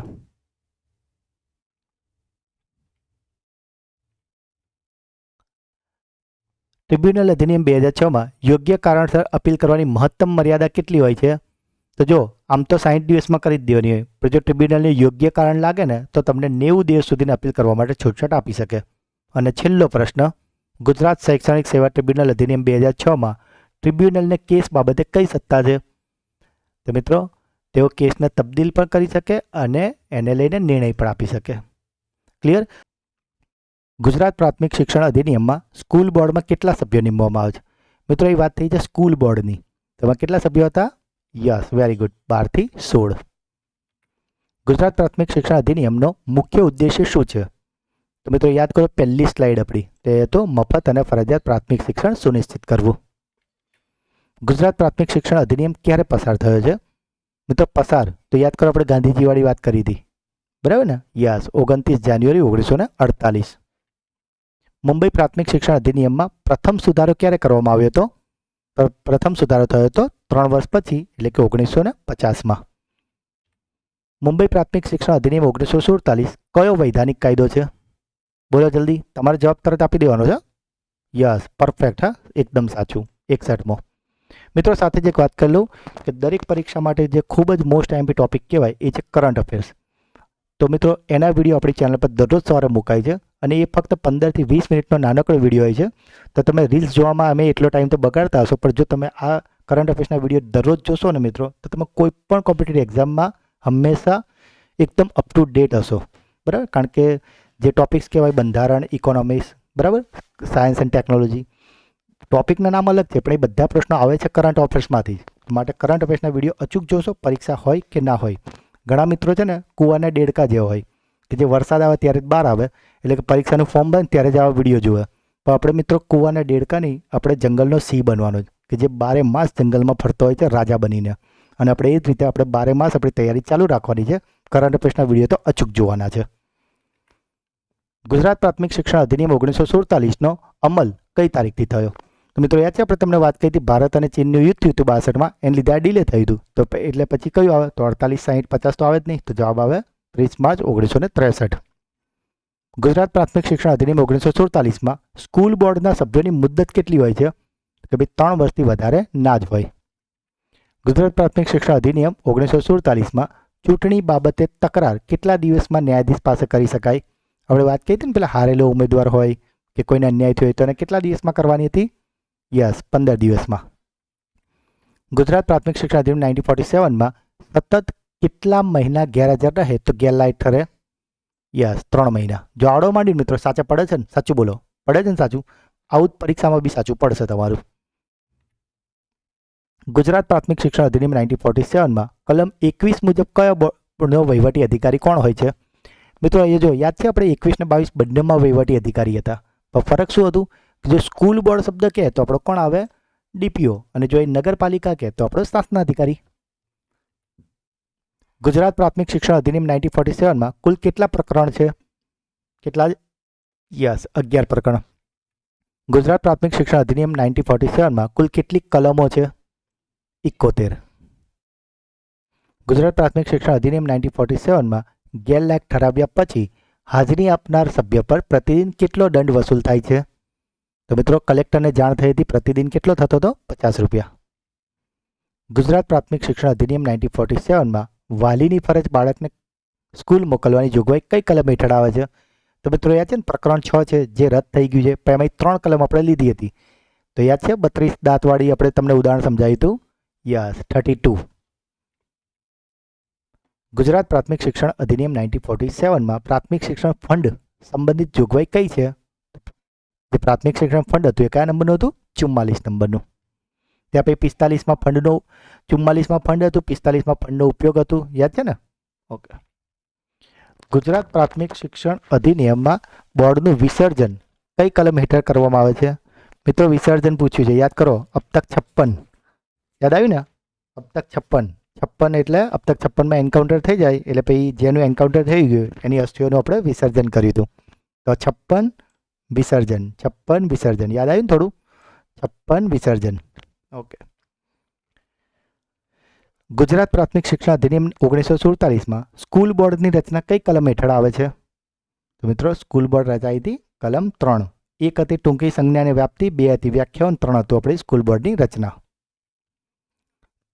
ગુજરાત પ્રાથમિક શિક્ષણ અધિનિયમ 1947માં સભ્યોની ગેરલાયકાતો કઈ કલમ હેઠળ દર્શાવવામાં આવી છે? મિત્રો એ ગુજરાત પ્રાથમિક શિક્ષણ અધિનિયમ કે મુંબઈ પ્રાથમિક શિક્ષણ અધિનિયમ કે? બરાબર, વસ્તુ એક જ છે. તો સભ્યોની ગેરલાયકાતો ક્યાં હતી? 5 નંબરમાં. પછી યાદ છે ને, અને સભ્યો બન્યા પછીની ગેરલાયકાતો કોમાં હતી? તો 7 નંબરમાં. ગુજરાત પ્રાથમિક શિક્ષણ અધિનિયમ 1947માં તાલુકા સલાહકાર સમિતિની રચના કઈ કલમ હેઠળ થાય છે? તો મિત્રો આ કઈ કલમ હેઠળ થઈ હતી? તાલુકા 15 હેઠળ. અને એની જિલ્લાની ભલામણ કરે કોને? રાજ્ય સરકારને કરે. યાદ છે ને? ઓકે. વહીવટી અધિકારી રાજ્ય સેવક ગણાશે એવી જોગવાઈ ગુજરાત પ્રાથમિક શિક્ષણ અધિનિયમ 1947માં કઈ કલમ હેઠળ છે?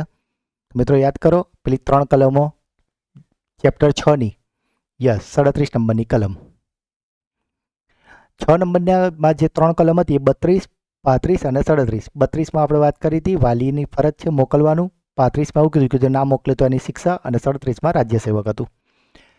ગુજરાત પ્રાથમિક શિક્ષણ અધિનિયમ 1947માં માન્ય શાળાઓ સંબંધિત જોગવાઈઓ કયા પ્રકરણમાં આપવામાં આવી છે? તો માન્ય શાળા એટલે કઈ હતી? પ્રકરણ 7. ગુજરાત પ્રાથમિક શિક્ષણ અધિનિયમ 1947માં માન્ય શાળાઓની તપાસણી કઈ કલમ હેઠળ આવે છે? તો મિત્રો આ તપાસણી આવતી હતી 40માં. ગુજરાત પ્રાથમિક શિક્ષણ અધિનિયમ 1947માં પ્રાથમિક શિક્ષણ ફંડનો ઉપયોગ કઈ કલમમાં? તો હમણાં જ વાત કરી કે શિક્ષણ ફંડ હતું 44માં અને એનો ઉપયોગ હતો 45માં. ગુજરાત પ્રાથમિક શિક્ષણ અધિનિયમ 1947માં નિયમો કરવાની સત્તા કઈ કલમ હેઠળ આવે છે? તો મિત્રો હમણાં આપણે વાત કરી હતી ને કે 1947ની કલમ 63ના આધારે પછી શું કર્યું હતું? તો 1949 બનાવ્યું હતું વિનિયમો. મુંબઈ પ્રાથમિક શિક્ષણ અધિનિયમ 1923 કઈ કલમથી રદ થયો છે? તો મિત્રો કઈ કલમથી? 63થી. બરાબર. નેક્સ્ટ છે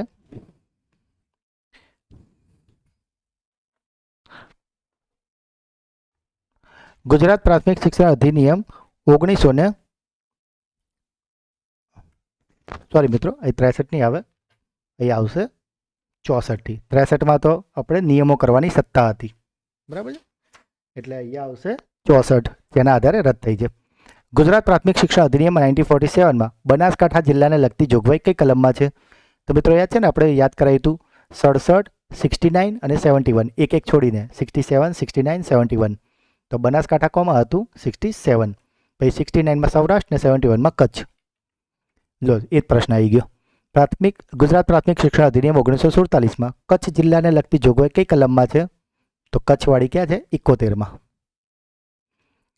ગુજરાત પ્રાથમિક શિક્ષણ અધિનિયમ 1947માં રાજ્ય સરકારને આદેશ આપવાની સત્તા કઈ કલમમાં છે? તો મિત્રો રાજ્ય સરકાર આદેશ કયાના આધારે આવશે? 54ના આધારે. ગુજરાત પ્રાથમિક શિક્ષણ અધિનિયમ 1947માં સ્કૂલ બોર્ડના સ્ટાફ ઉપર વહીવટી અધિકારીની સત્તા કઈ કલમમાં આવે છે? આ મોસ્ટ આઈએમપી હતો મિત્રો, 24 નંબરની કલમ.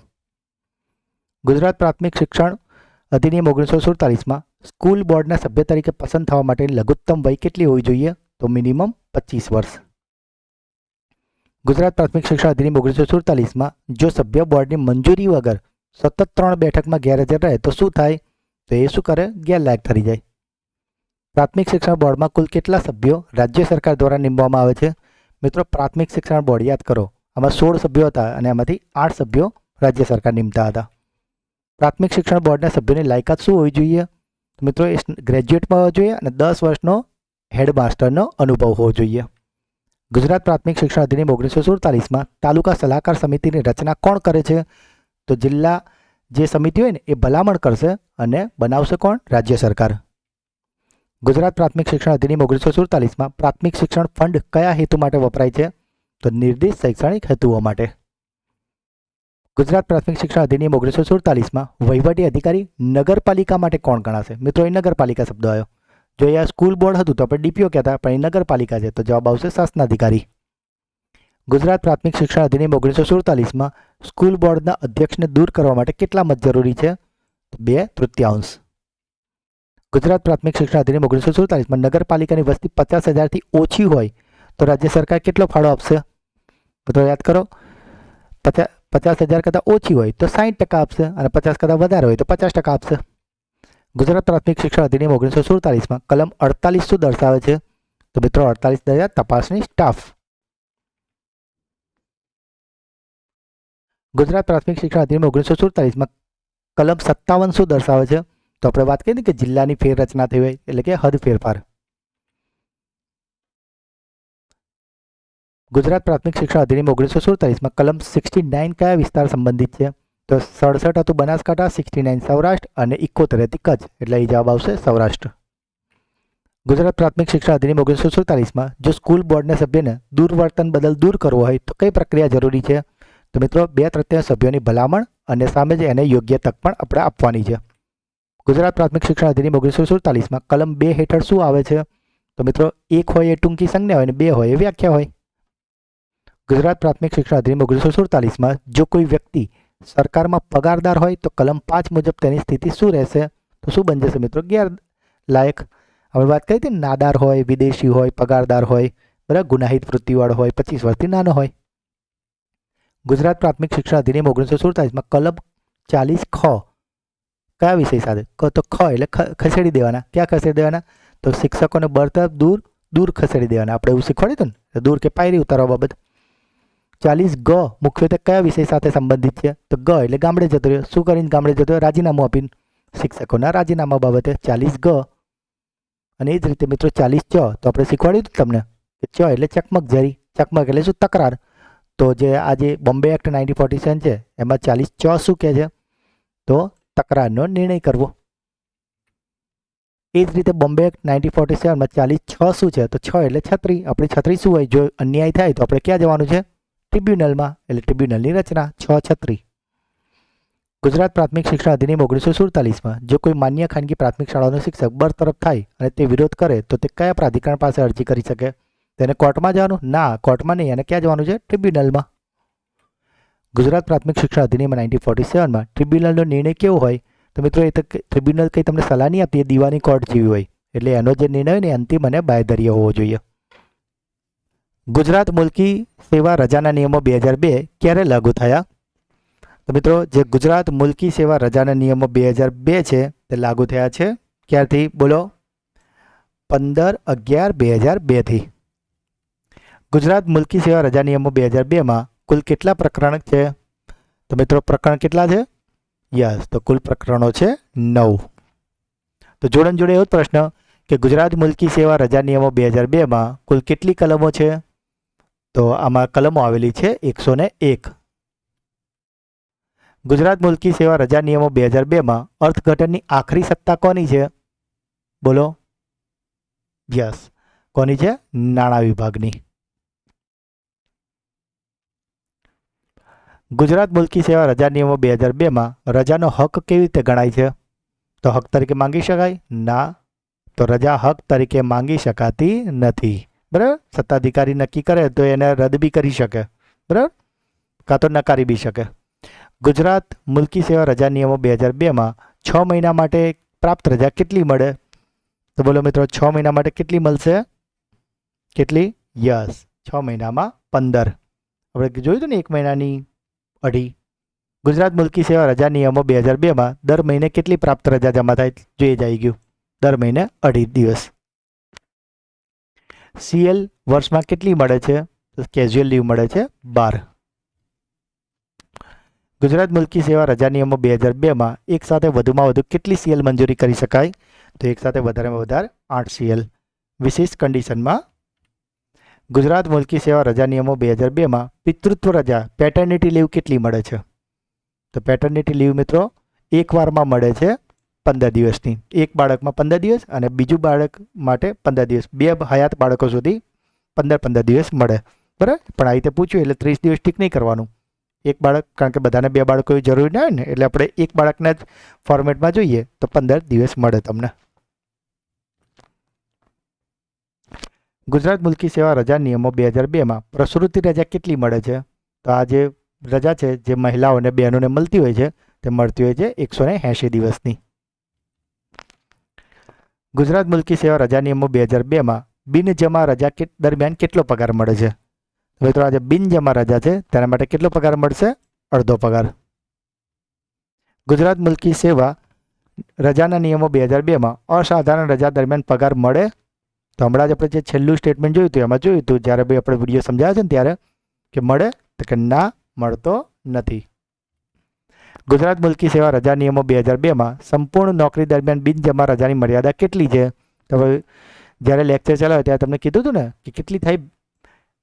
વર્ષની 30 મળે, પણ આવી 300 સુધી ન થાય. પછી 300 ઉપર જેટલી તમે ભેગી કરો ને તો પછી માન લો કે તમે એક પણ રજા નહીં વાપરી 10 વર્ષ સુધી, તો 30 કરીને 300 થઈ ગઈ. પછી 11મા વર્ષે 330 નહીં થાય, એ 30 તમે ના વાપરી તો લેપ્સ થઈ ગઈ. 300ની લિમિટમાં જઈને અટકી જશે. ગુજરાત મુલકી સેવા રજાના નિયમો 2002માં પ્રાપ્ત રજાની મર્યાદા કેટલી હોય છે? તો મિત્રો પ્રાપ્ત રજાની મર્યાદા કેટલી હશે?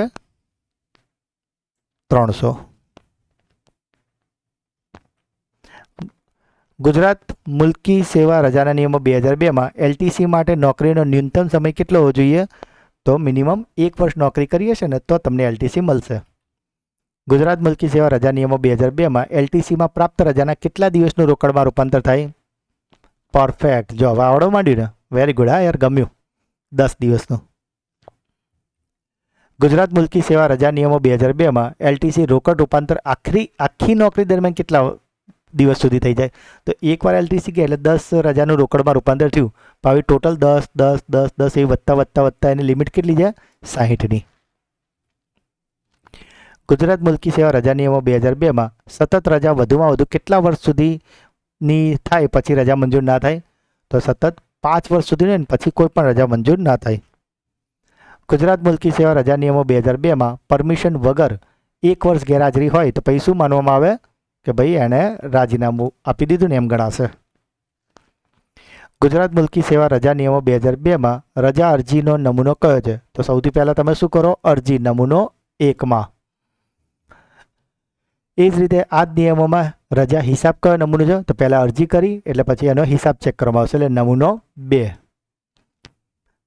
ત્યારબાદ નમૂનો શું કહે છે કે 2002માં તબીબી પ્રમાણપત્ર માટે કયો નમૂનો છે? તો આવશે નમૂનો 3. 1માં તમે અરજી કરી, 2માં તમારો હિસાબ ચેક થયો, 3માં તમે મેડિકલ સર્ટી આપ્યું, તબીબી પ્રમાણપત્ર. તબીબી રજા બાદ હાજર રિપોર્ટ કોમાં આવશે? તો નમૂનો 4માં હાજર રિપોર્ટ આવશે. ગુજરાત મુલકી સેવા રજા નિયમો 2002માં અભ્યાસ રજા માટે નોકરીનો ન્યૂનતમ સમય ઓછામાં ઓછો સમય કેટલો હોવો જોઈએ? તો મિત્રો આમાં ઓછામાં ઓછો સમય કેટલો હોવો જોઈએ તમારો? બોલો જલ્દી. યસ, મિનિમમ 5 વર્ષ.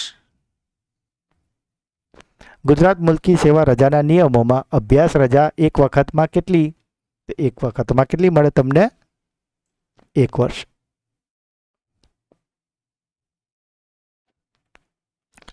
ગુજરાત મુલકી સેવા રજા નિયમો 2002માં સંપૂર્ણ નોકરીમાં અભ્યાસ રજાની મર્યાદા કેટલી છે? તો મિત્રો આ જે મર્યાદા છે તે છે 2 વર્ષની. ગુજરાત મુલકી સેવા રજા નિયમો 2002માં અર્ધપગારી રજા દર 6 મહિને કેટલી વખત મળે છે? તો દર 6 મહિને કેટલી મળે છે અર્ધપગારી રજા? તમને 10 મળે છે. ગુજરાત મુલકી સેવા રજા નિયમો 2002માં વેકેશન એ જાહેર રજા છે? તો કે હા, વેકેશન એ જાહેર રજા છે. આપણે આપણા વિડીયોમાં તમને આ સમજાવ્યું હતું, ખ્યાલ છે ને. ગુજરાત મુલકી સેવા રજાના નિયમો 2002માં રજા દરમિયાન અન્ય નોકરી કરી શકાય? ના, નોકરી ના કરી શકાય. પેલી પરીક્ષકવાળું મંજૂરીથી લઈને કરી શકાય. ગુજરાત મુલકી સેવા રજા નિયમો 2002માં પ્રસૂતિ રજા કેટલા જીવિત બાળકો સુધી મળે? તો કેટલા બાળકો? 2 બાળકો સુધી, પછી ના મળે. ગુજરાત મુલકી સેવા રજા નિયમોમાં ગર્ભપાતના કિસ્સામાં પ્રસૂતિ રજા કેટલી હોય? તો આજે ગર્ભપાત કે કૌશિકવાવડ થાય ને તો રજા મળે 45 દિવસની. ગુજરાત મુલકી સેવા રજા નિયમો 2002માં પિતૃત્વ રજા બાળકના જન્મથી કેટલા સમયમાં વાપરી લેવી જોઈએ? તો જે દિવસ બાળકનો જન્મ થયો ને ત્યાંથી લઈને 180 દિવસમાં, એટલે કે 6 મહિનામાં વાપરી લેવાની. ગુજરાત મુલકી સેવા રજા નિયમો 2002માં વેકેશન સાથે અન્ય રજા વધુમાં વધુ કેટલા દિવસો જોડી શકાય?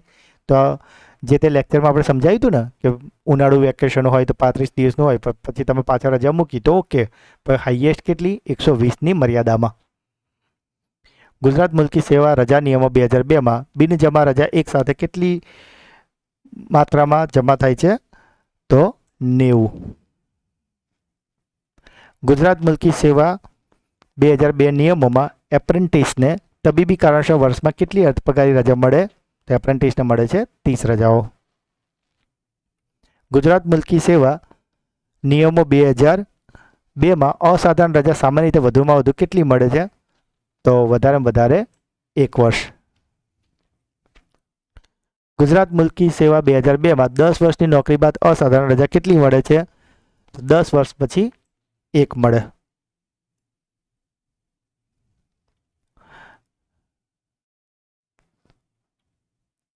મિત્રો અહીંયા 1 નહીં આવે, અહીંયા આવશે તમારે 3 વર્ષ. ચલો, 10 વર્ષની નોકરી માટે 1 વર્ષ, 20 વર્ષ માટે 2 વર્ષ અને 30 વર્ષ માટે 3 વર્ષ. બરાબર. 20 વર્ષની નોકરી બાદ અસાધારણ રજા કેટલી મળશે? તો હમણાં જ મેં તમને કીધું એ પ્રમાણે 2 વર્ષ મળશે. એ જ રીતે 30 વર્ષની નોકરી માટે કેટલી મળશે? તો 3 વર્ષ. ગુજરાત મુલકી સેવા રજાના નિયમો 2002માં પ્રાપ્ત રજા વર્ષે કેટલી મળશે? તો મિત્રો વર્ષે કેટલી પ્રાપ્ત રજા મળતી હતી? યસ, તમને મળતી હતી 30 રજા. અને આની મહત્તમ મર્યાદા કેટલી છે? 300ની. ચલો, એ જ પ્રશ્ન આવી ગયો. ગુજરાત મુલકી સેવા રજા નિયમો 2002માં પ્રાપ્ત રજા મહત્તમ કેટલા સુધી જમા થશે? તો મહત્તમ 300 સુધી. હમણાં વાત કરી હતી ને તમને કે 1 વર્ષે 30 મળે, 10 વર્ષ સુધી તમે રજા ન વાપરી તો 300 થઈ ગઈ, પણ 11મા વર્ષે પછી 330 ના થાય, એ ઉપરની 30 પછી લેફ્ટ થઈ ગઈ. ગુજરાત મુલકી સેવા રજા નિયમો 2002માં અર્ધપગારી રજાની મર્યાદા શું છે? તો ભાઈ અર્ધપગારી માટે કોઈ મર્યાદા નથી. ગુજરાત મુલકી સેવા રજા નિયમો 2002માં રજા દરમિયાન બદલી થાય તો કામગીરી કોણ કરશે? તો કામગીરી કરશે તમારી જૂની ઓફિસ. ગુજરાત મુલકી સેવા રજા નિયમો 2002માં તબીબી મંડળ સ્થાયી ક્યાં છે? તો અત્યારે તો દરેક જિલ્લામાં એક એક મંડળ હોય છે, પણ જો સ્થાયી મંડળની વાત કરીએ તો તે સુરત, વડોદરા, રાજકોટ અને અમદાવાદમાં હોય છે. ગુજરાત મુલકી સેવા રજા નિયમો 2002માં વર્ગ 4 માટે કયું પ્રમાણપત્ર ચાલે? તો વર્ગ 4 માટે ચાલે સિવિલ સર્જનનું.